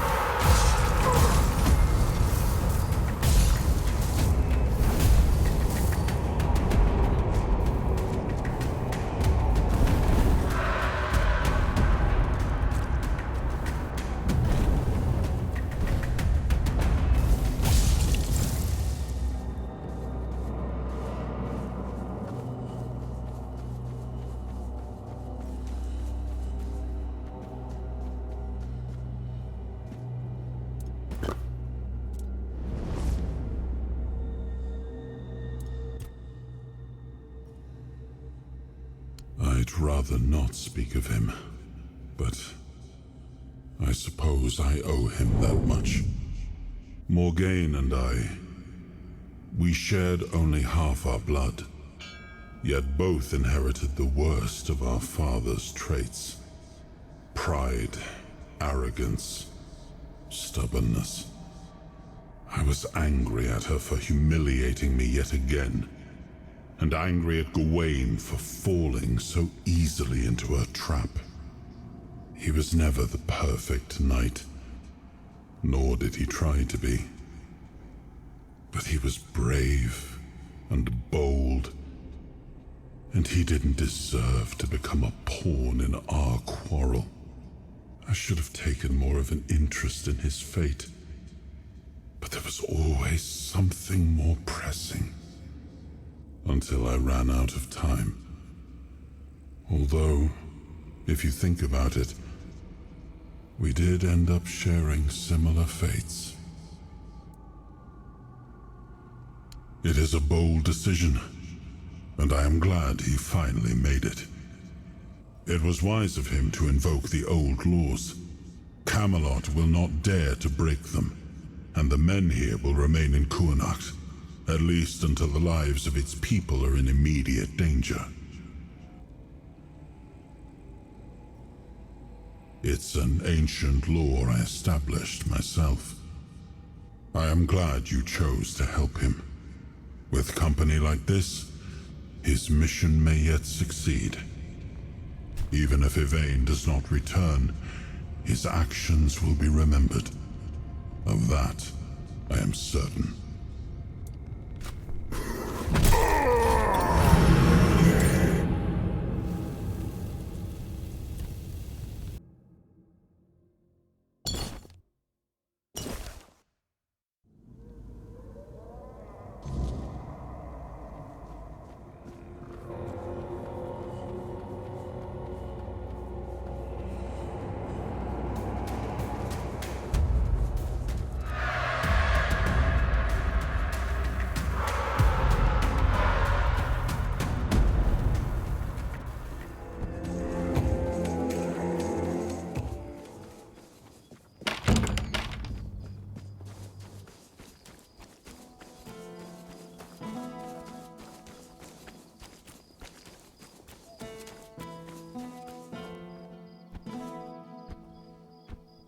Help a soul out on your journey, will you?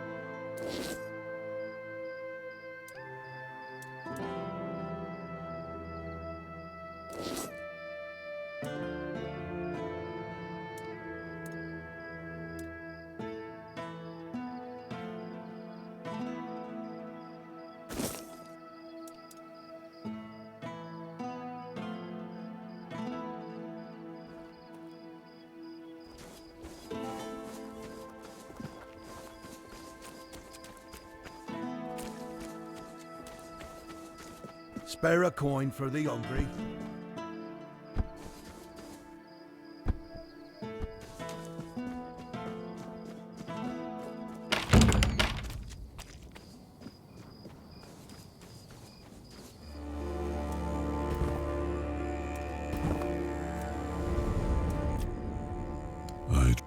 He was come it you.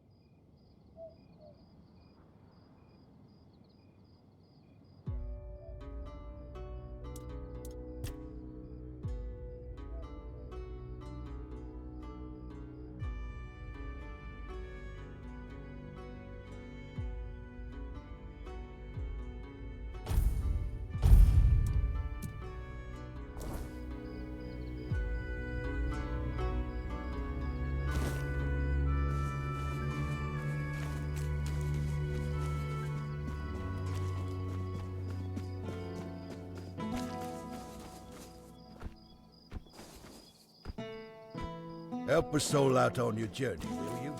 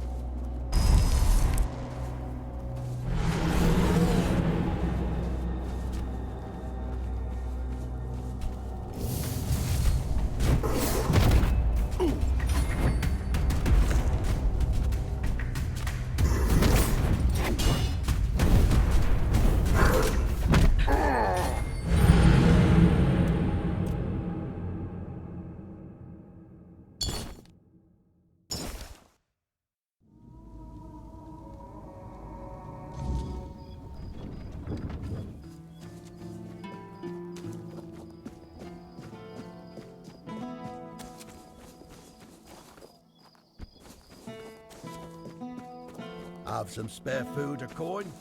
Anything else?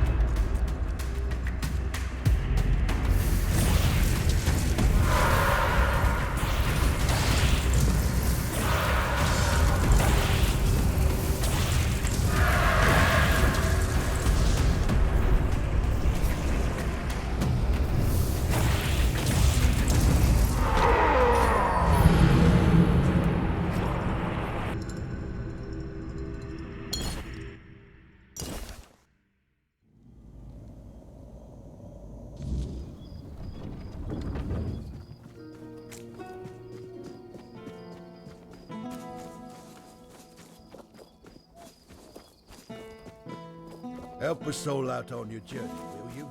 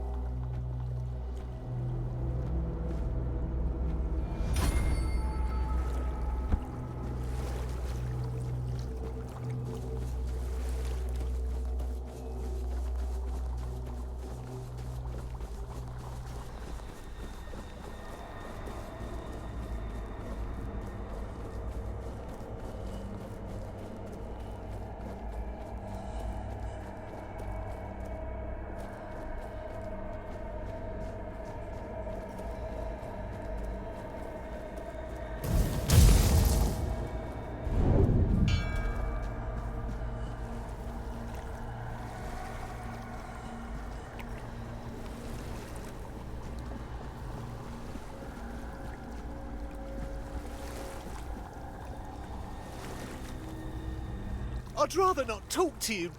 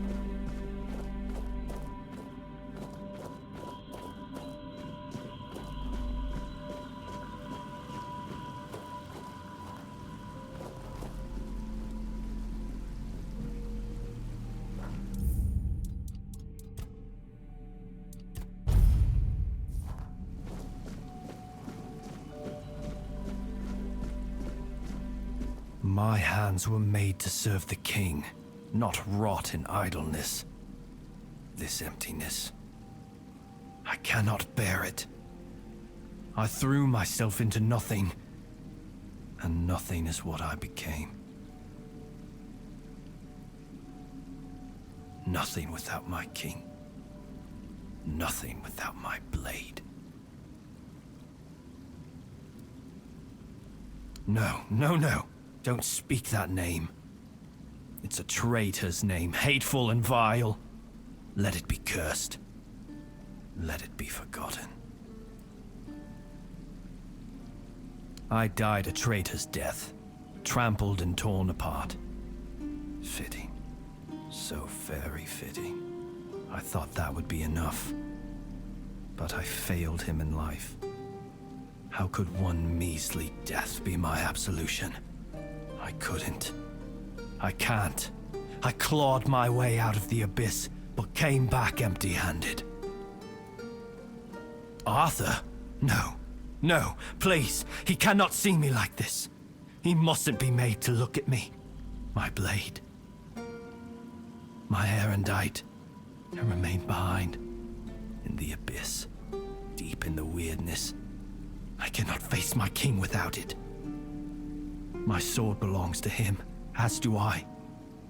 But without it, I am nothing. I cannot kneel before him and offer him nothing.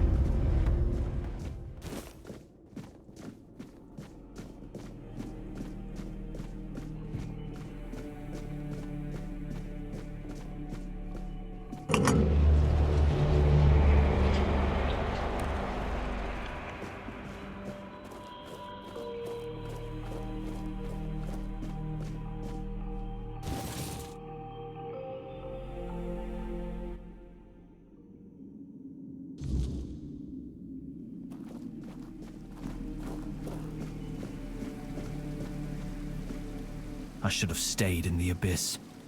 What good am I here? What good am I broken? Erendite.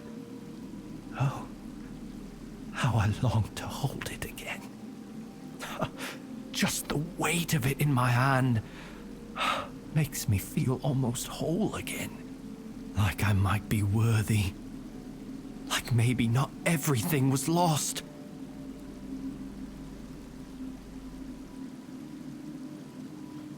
No. I know. I feel that he's with you. But there's nothing I could say to him. I won't beg forgiveness for my betrayal. I don't even know what I fear more. His mercy or his scorn. Please, as his closest confidant, take my blade.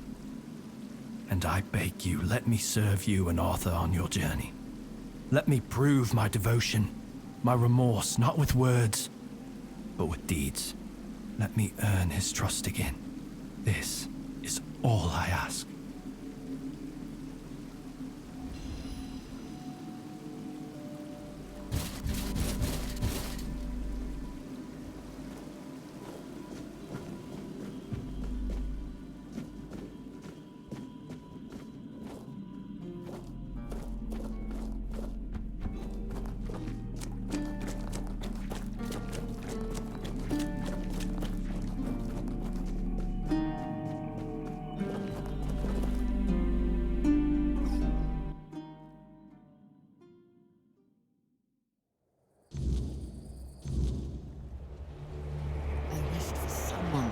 find Sir Lancelot's tomb and calm his tormented soul. His suffering had left cracks in the very fabric of Avalon. He didn't deserve such a fate. And there are others, similarly restless, who need their king to soothe their grief.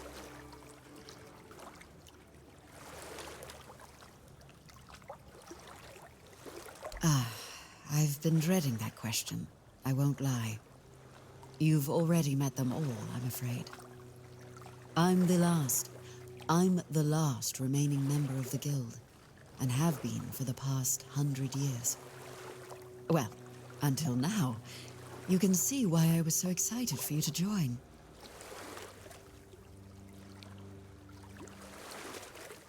A long life is a gift the wordness grants to many, but to me, it's been even more generous than most. Maybe I'll live only as long as I'm needed, or maybe longer. Whatever the wordness wills, I'll accept it, like I always have. It's a bit more complicated than that. The wordness is our fears, our desires, and the mark we leave on this world. It can be whatever we wish it to be, and we can become whatever it chooses to make of us. We are part of the wordness, and it is part of us. It shapes us, yes, but we can shape it in return. Not as well as the Foredwellers once could, but perhaps all we need is time. I was brought into the guild by Eleanor Dunn, a royal geographer who found the one dearest to her soul among my tribe. She lived among us for many years, but when her beloved became one with the wordness, Eleanor was allowed to prepare her body for the last rites, yet never truly as one of us. My people accepted their bond, but never her, so she left, and I followed her, as a good daughter should, even if not by blood. I met a few more members as I traveled with her, but over time, they grew fewer and fewer, until only I was left. But as long as one of us is still alive, so is the guild, and I won't let my second family be forgotten. What is King Arthur without his faithful knights? Merely half a legend, if not less. They thrive by his side, and he thrives by theirs. And Avalon's foundations only grow stronger because of it. Sir Lancelot carries centuries of grief, and only serving his king once more can ease it. The road is long, but the next tomb awaits.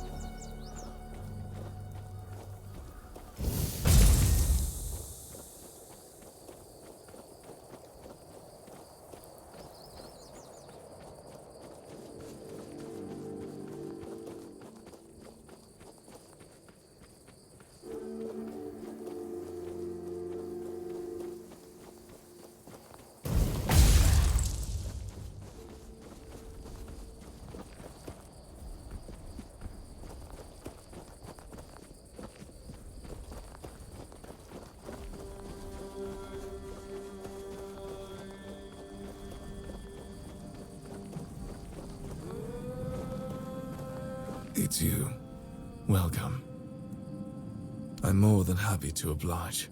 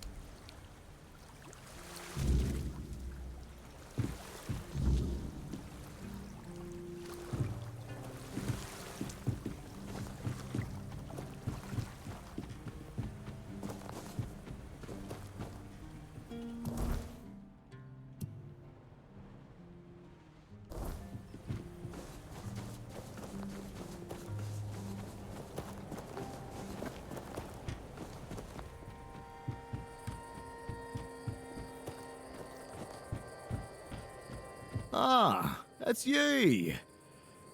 Do you need something?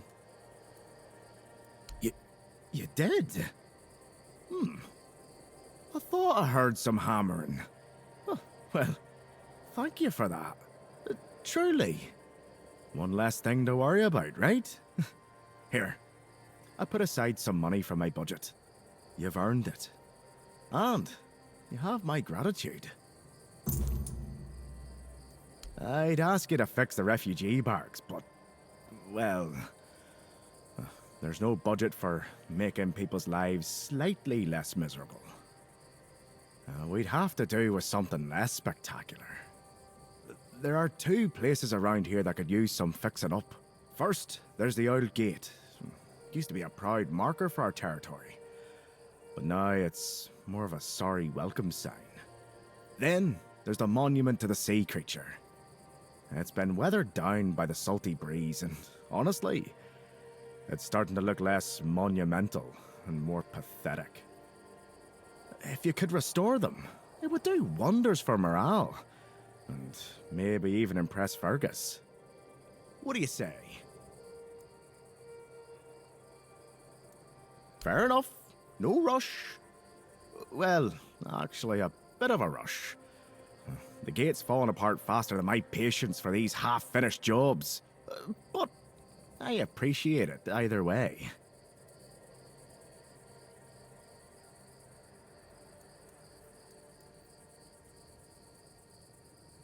Please, try not to make my life harder, all right?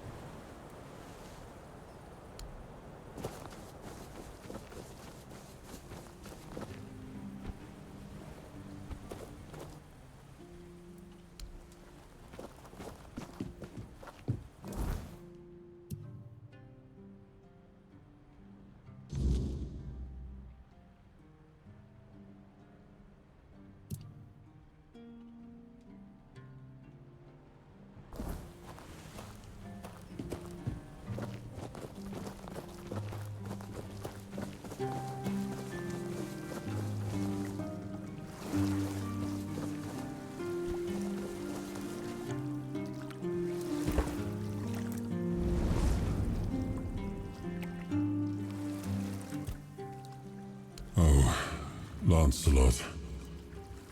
It was painful to watch what became of him. Confident, steadfast, eloquent. Nothing like the tormented soul you've seen. He was admired by the people and by his fellow knights. He had quite the following, though he never seemed to care for it. Only later did I realize how wrong I had been. He was also much sought after. Left a trail of broken hearts wherever he went. But there was only one he ever held in his heart. And that was Avalon. I always believed Lancelot to be honest to a fault. He never hesitated to speak his mind. And I valued that in him as much as his loyalty. I trusted him completely, and I thought his faith in me, in my vision for Avalon, was just as strong. But it wasn't. I don't know when or how that trust was lost, and to this day, it still pains me. But know this, even in betrayal, Lancelot never sought to serve himself. He was a good man. Yet even the best of men can falter and lose their way. I forgave him long ago. What saddens me is that he still cannot forgive himself. but I understand why. The rebellion he led hurt not only me, it wounded all of Avalon. And Lancelot always hated senseless bloodshed. To be the cause of so much suffering, perhaps fighting by our side will finally bring him peace.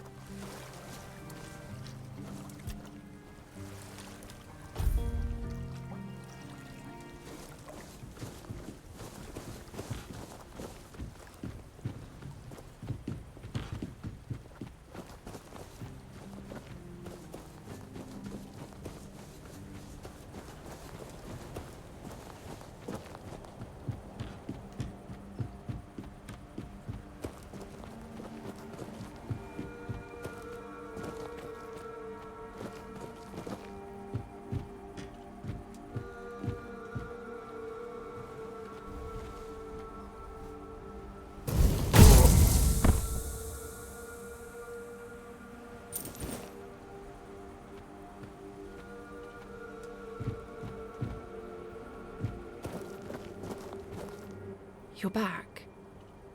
Does that mean it's over? It's strange.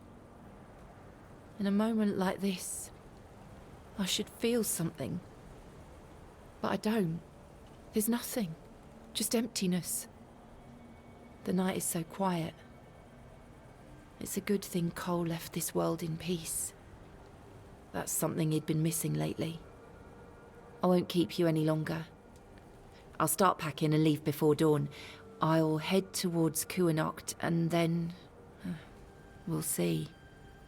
I thank you for trying. And for freeing me from this place. Take care.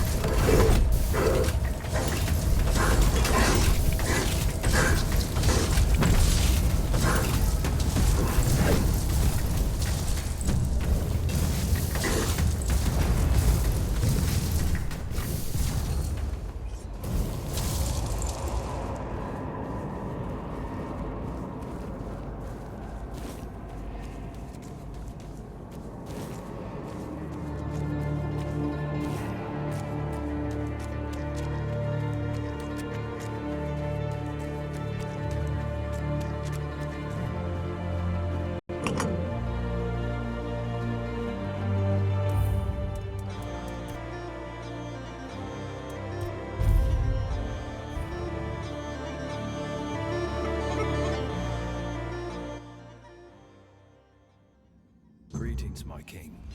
If you're seeing this message, it means Caradoc has fulfilled his task, and the wheel of destiny has begun to turn. I am Orin, your majesty's devoted servant, and the apprentice of your friend Merlin. Nothing would bring me greater joy than meeting you face to face. Alas, that must wait, for our paths have yet to cross, though I hope it will be soon. In the meantime, please treat my home as your own. Make yourself comfortable. Rest from your hardships, and seek the knowledge you require. And you, brave vessel, remember to heed your lord, King Arthur, now and always.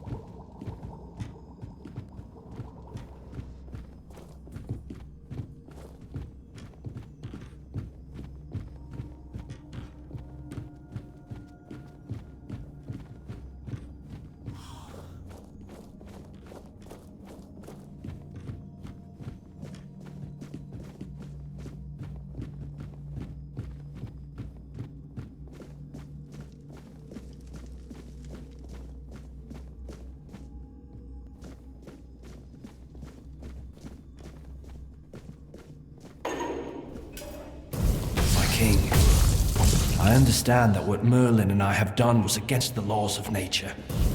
You know how many brave knights gave their lives so we could find a way to bring you back. But their sacrifice was not in vain. With you here, Avalon has a chance to become a true paradise. And now, I believe I've found the way to make it happen.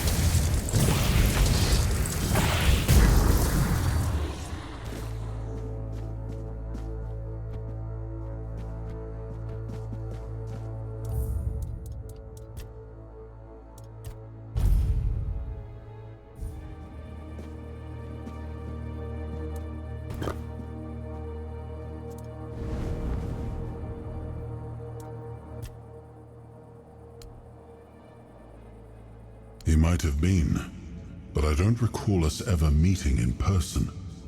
Merlin had many apprentices, and Nimue was the most gifted among them, but even she never spoke in my presence. It is possible Merlin forbade his students from speaking to me, though why he would do such a thing, I cannot say. But Orin seems devoted to a cause he believes in. It's a refreshing perspective, and unlike any we've seen so far. Honestly, I had hoped his discoveries might help me recover some of my lost memories. Sadly, they did not. I remember what Merlin and I chose to do. I simply thought I could reconstruct the reasoning behind our decision. But it seems even Orin wasn't certain of that. I regret that Merlin didn't share his thoughts and decisions with his apprentices. They might have helped us now, on this journey.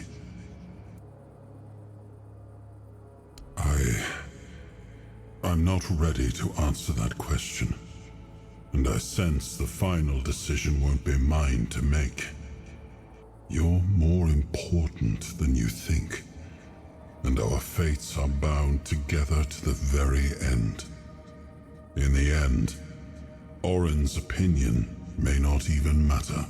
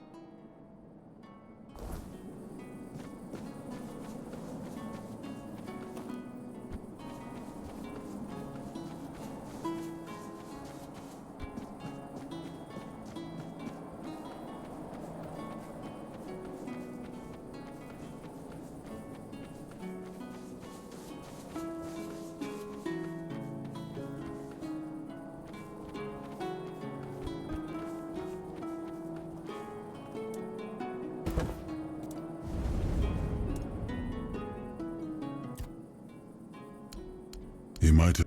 It is, but honor. But it... you in the...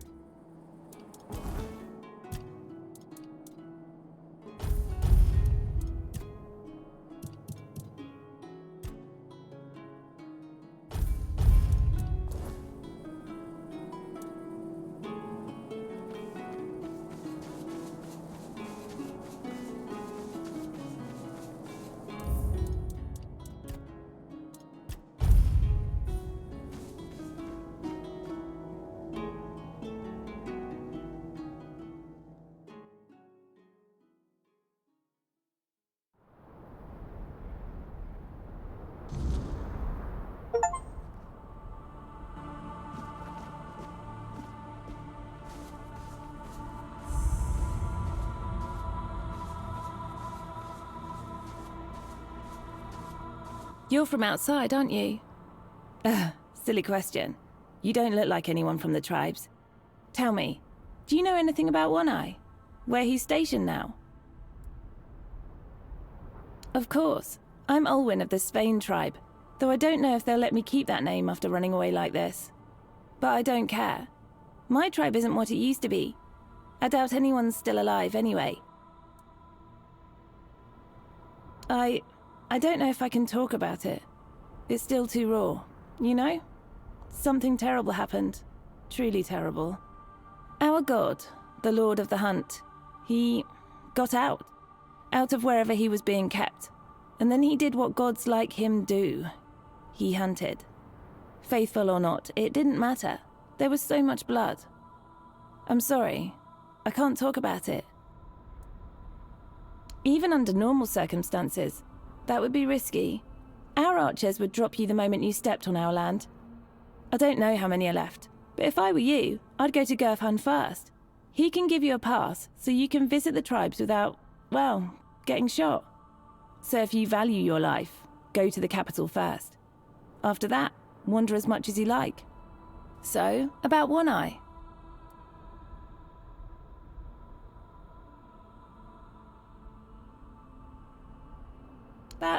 I think that's good news, right?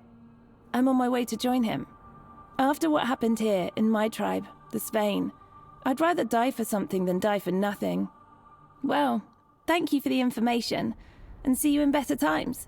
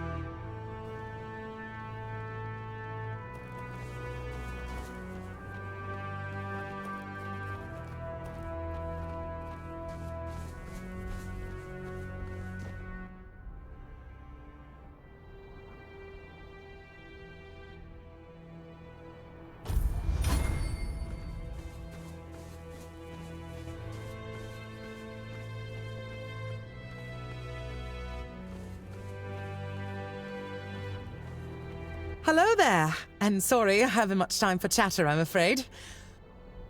I was just about to set off again. I don't like traveling after nightfall. Gods know what slithers in the dark. Weirdness. Now that one's got a cruel appetite. Chews up lives like bread crusts. So best keep moving, right? Oh, of course.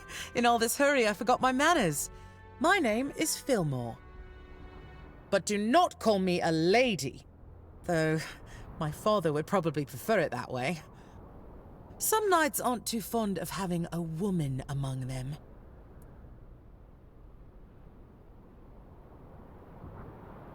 Yes, he's a bit, overprotective. Especially when it comes to the family name and what people say. He never made it to the Round Table himself, so he pinned his hopes on my brothers. One ended up as a bodyguard, the other took priestly vows. That left him bitterly disappointed, and, well, he didn't have much belief left in a daughter. Even if I've come much, much farther than they ever did.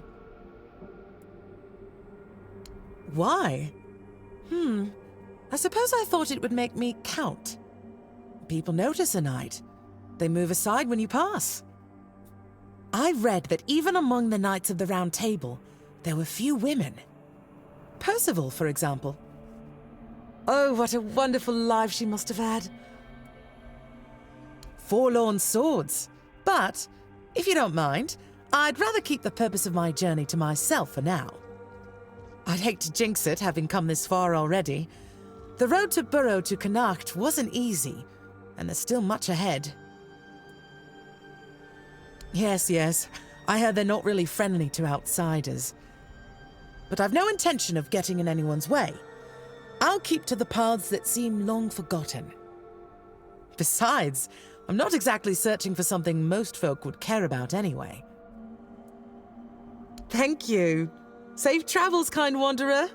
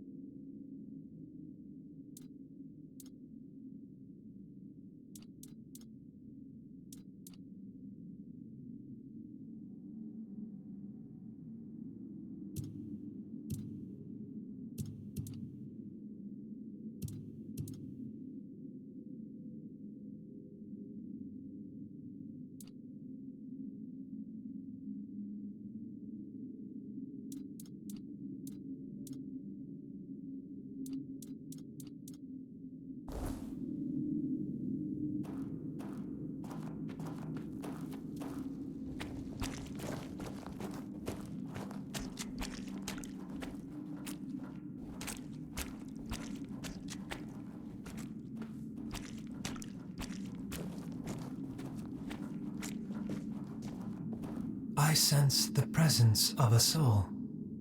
The veil stirs. I awaken. I am the observation construct, set here long ago by my creators. Of them, no trace remains, only silence. Yet you bear the soul mark of a creator. Faint, flickering, but there. Shall I speak what I have seen? Time is not mine to measure. No sun reaches this place. If you seek such knowledge, find the one the creators named Time Construct. Or ask the construct for watching Outlanders. He counts the days, or so it's said. You must choose what I shall speak of. My memory holds much, but not all at once. Would you know of the living that pass through this place? Or the signs carved upon stone? Or the bones and the other still organic matter?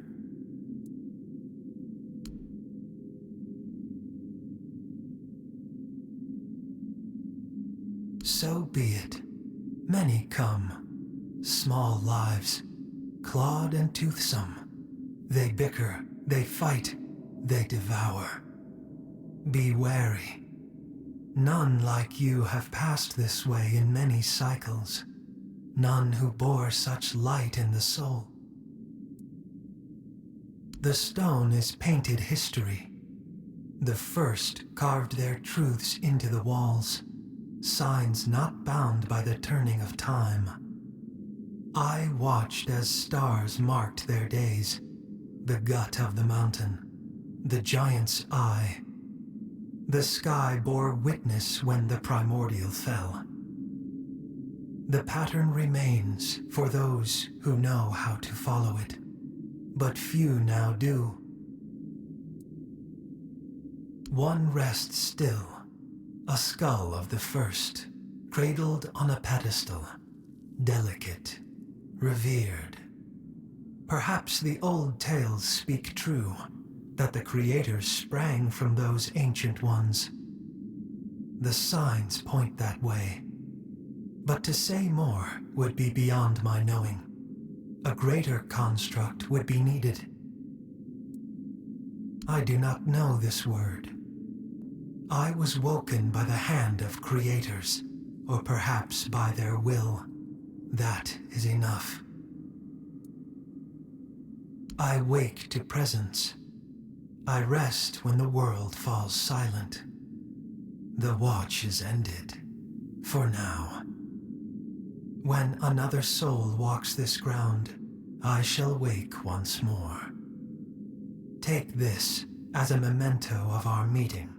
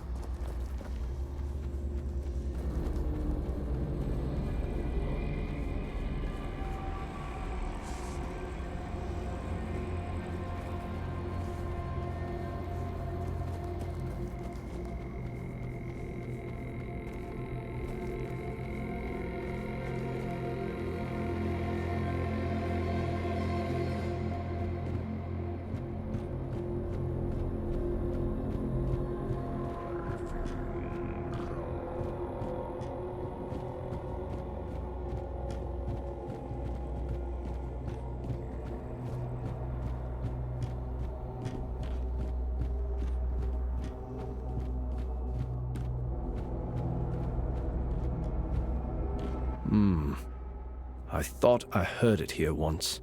Soft, like a crack in the air before storm. But it slipped away. Again. Did you hear it? Something we lost before we knew how to miss it.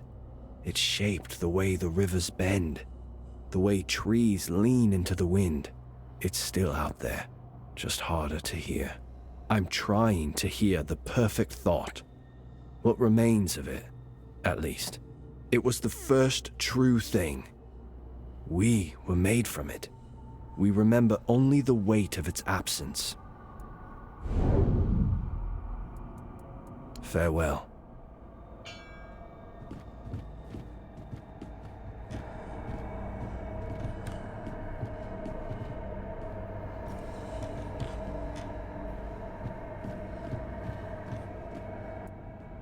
It wasn't a word, and it wasn't a sound. It was what came before all. Before we knew how to shape clay and burn fields, before we named anything at all. Before all that, there was a thought.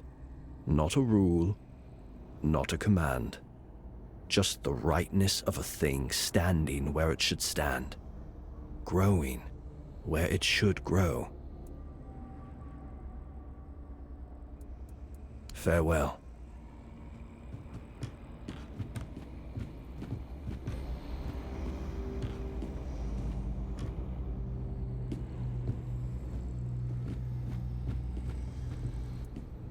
I don't think it meant to leave us behind.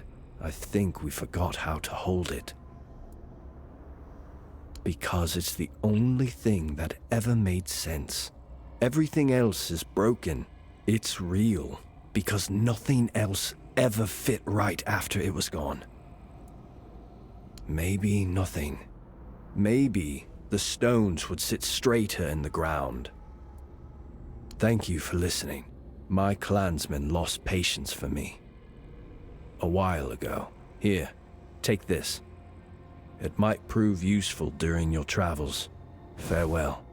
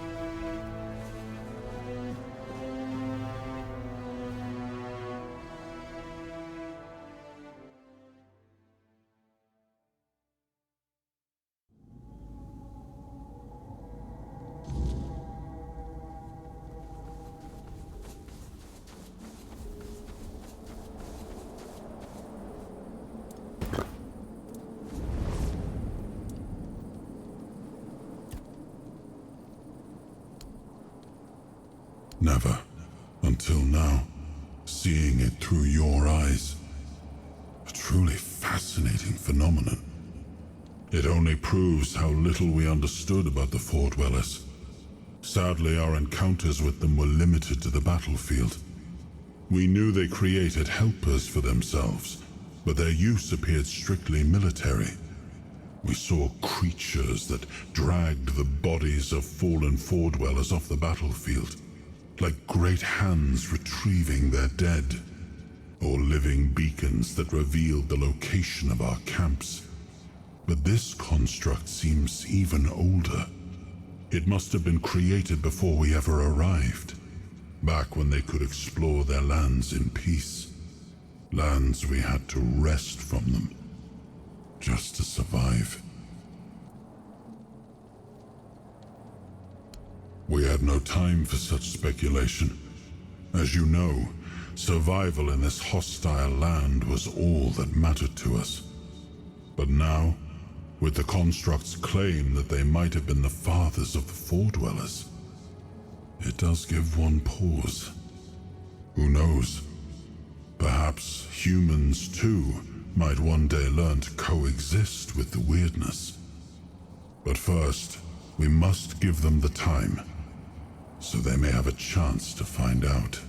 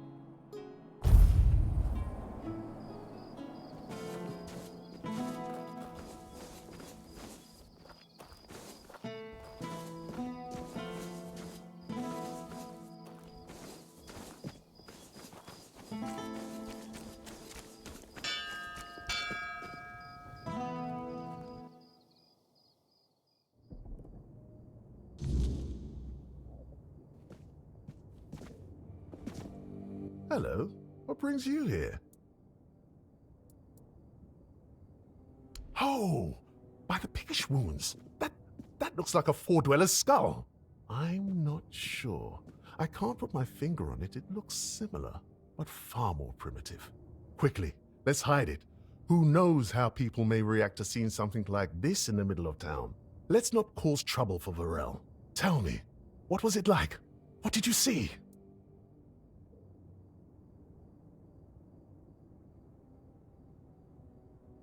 That's remarkable. And it still worked after all these years. I've heard of constructs before. I always thought they were just stories told about the Four-Dwellers, the kind meant to scare kids into behaving. But they were said to activate only in the presence of a Four-Dweller. So why did it respond to you? Well, that explains it. Say hi from me.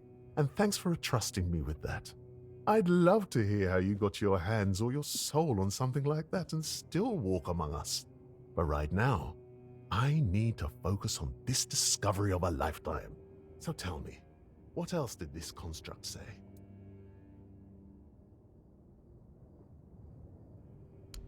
That's it! By the gods, that's proof! Do you know what you've just discovered? Proof that the Four-Dwellers weren't born by the weirdness itself. They just evolved over the centuries, learning to tame the weirdness and claim its power. And if they evolved, maybe there's hope for us too. If we're strong enough to survive, maybe we can change. Live freely, without fear of the weirdness. Sorry, my mind was wandering again. What were you saying?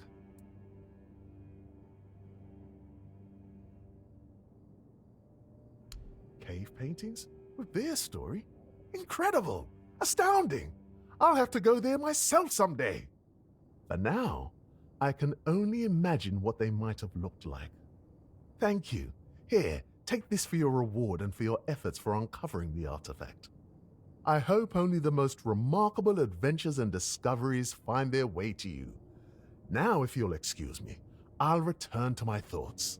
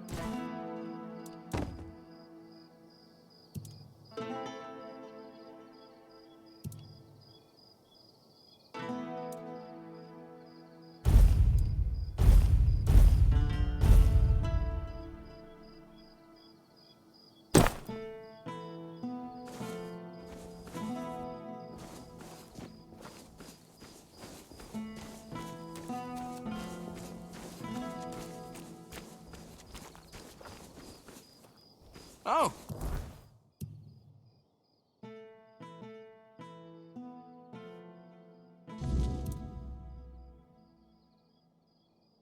Hello there.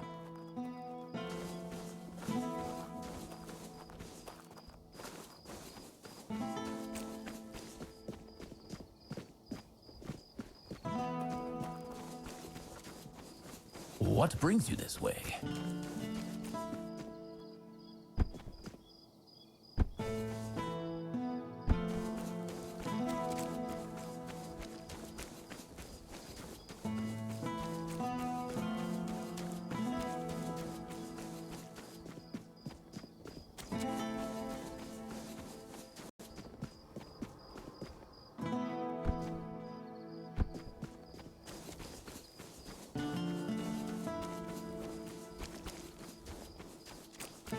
What is it now? If it's chatter you're after, you'll be disappointed.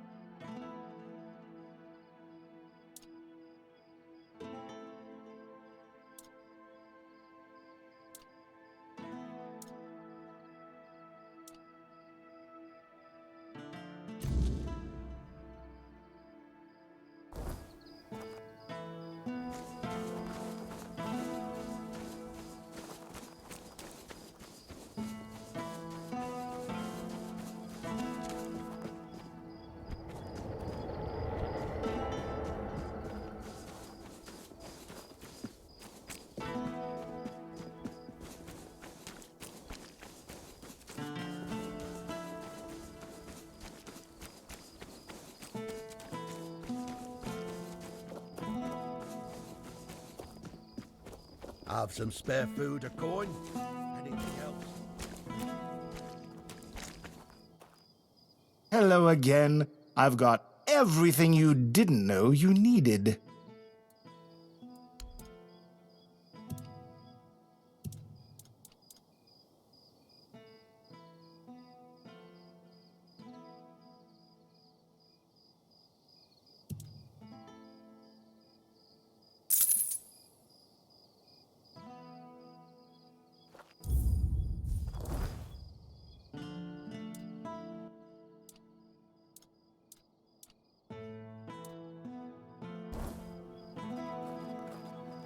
Hello.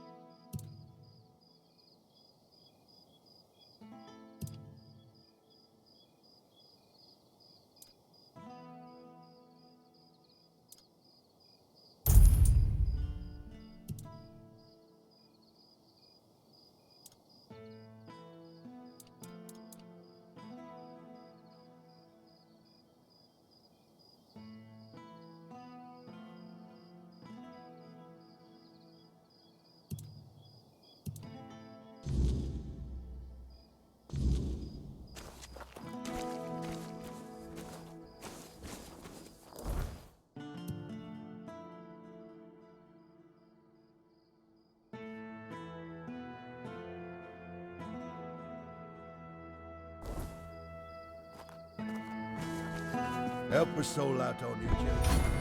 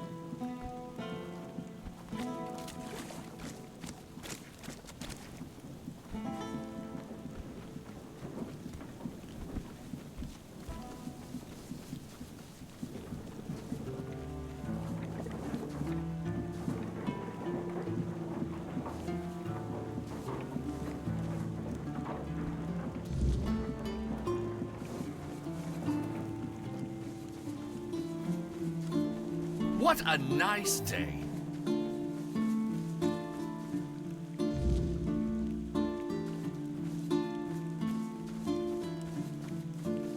Oh, hello there.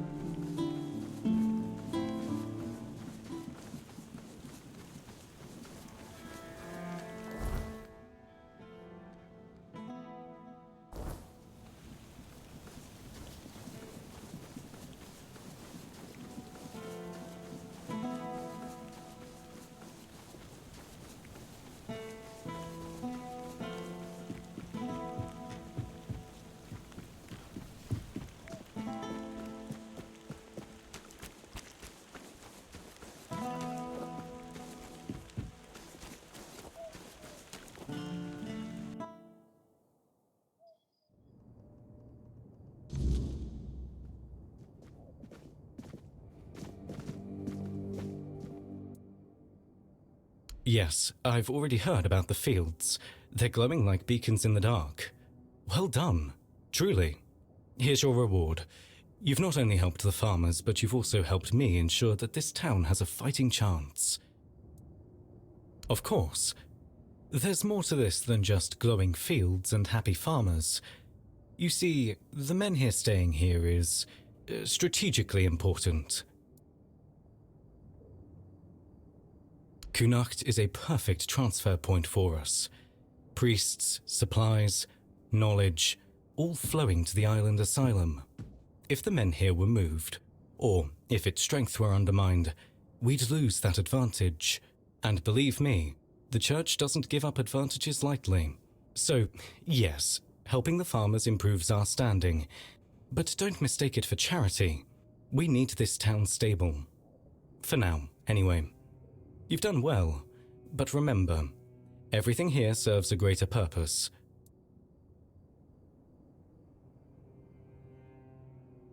A noble sentiment, I'll give you that. But safety is fleeting, my friend. It's the forces behind the safety, the ones pulling the strings, that truly matter. Still, you're right. The people are safe, and that's not nothing. Now, given that you've proven yourself eager to help the people of Connacht, can I ask you for one more thing? A small favor, just for me this time. Tricked? Come now, that's a bit harsh. I didn't lie to you. I simply didn't tell you everything. Surely you can see the difference. But this favor is different. No ulterior motives, no politics, just delivering a letter. What do you say? This is for Lily, a really religious girl not far from here. I'd go myself, but my duties keep me tethered. Deliver it to her and you'll have my gratitude. And my coin.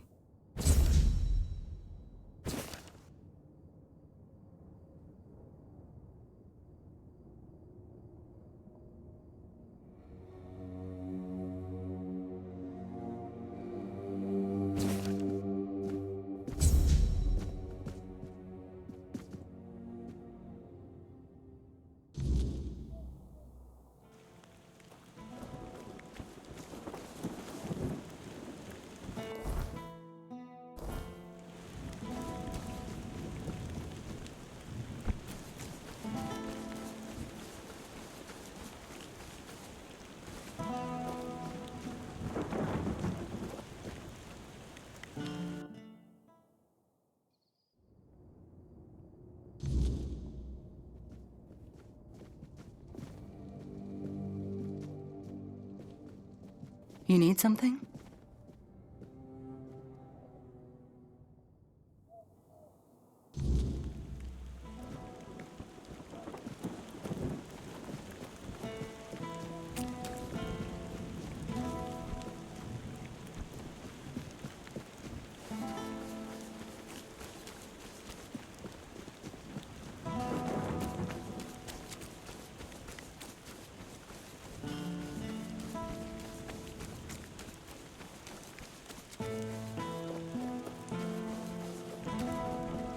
Spare a coin for the hungry.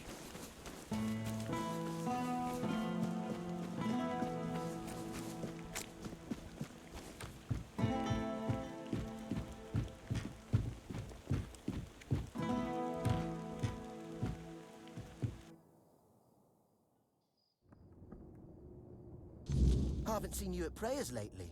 What's wrong? Finally figured out Kai's blessing doesn't shine on two-faced harlots? Is that why you're here, Ludger? Really? If it is, then get out of my house. What? You think I came here to bring news from your lover?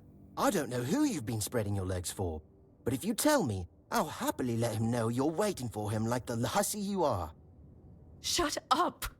You're disgusting. I only let you in because we're supposed to be brothers and sisters in the word.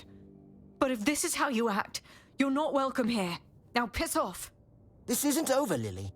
The truth will come out, whether you like it or not. Oh, I'm sorry you had to see that. Ludger is... not the best of us. Is there anything I can help you with? A letter from Brother Fabius. Let me see. Oh. So he's not coming. Bollocks! Stupid bastard! What am I supposed to do now? I can't wait much longer. I'm not sure. This is so embarrassing. But if Fabius gave you that letter, it means he finds you trustworthy, right? Right. So, Fabius and I, we love each other.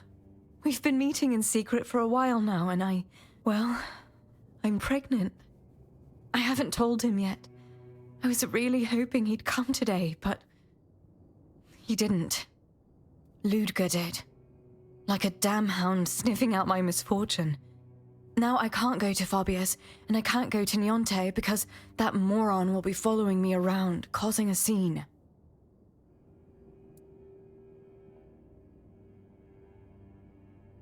She has those herbs for women when they're in trouble. I really want to keep this baby, but I doubt Fabius will want it, and I can't raise it on my own.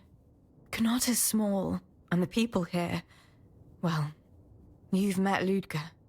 I wouldn't have a moment of peace, and I don't even want to think about how they'd treat my baby. I'd rather end it now than let it live a miserable life. I don't want that either. But you don't know the people here like I do. They won't offer help, only judgment. And it's not just me I'm worried about. My child would be treated as an outcast. I might have made a stupid mistake, but no one else should suffer for it. And I will. Now kindly leave my house.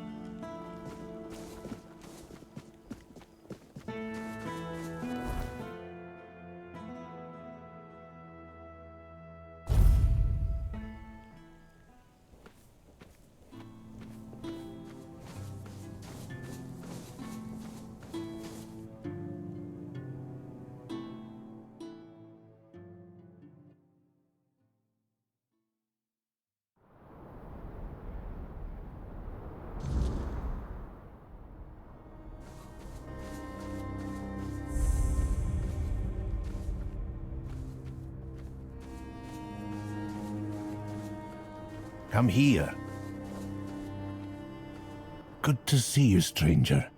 Not many souls pass through these lands anymore. A weird night hit, and I ran out of cobweb. Nothing to worry about. I've suffered worse back in the day. I'm Kedron of the Volca tribe, by the way. And you're clearly not from around here. What brings you to our humble homeland? Just don't tell me you're a Camalosian spy. I'll fight you if I have to, but I prefer to get my strength back first.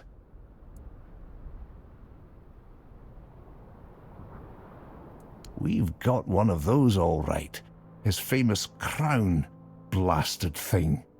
They say he gave it to our ancestors as a sign of gratitude. I say that's bullshit. The crown was used to command giants, and only Arthur could wear it. By giving it to us, he sent a message. Behave, or I'll return and send the giants to devour you. A warning, not a gift. Don't let anyone tell you otherwise. But since you're already here, and I need some time to pull myself together, how about doing me a favor? And to answer the question you haven't asked yet, yes, there's something in it for you. Like not being killed by my Dalrita kin the second they see your face. Oh, you could, but you wouldn't get far. That much I'm sure of. I need you to find Gerfan and inform him of my situation. I can't complete the task he gave me. He's also the one who can grant you safe passage through our lands. Without it, things might turn bloody real quick. The capital, you can't miss it. It looms over everything, always watching, like an overbearing mother. Used to be the place where all the tribes came together. Now it's quiet. That should tell you something. Head for the sword on the horizon. You'll find your way.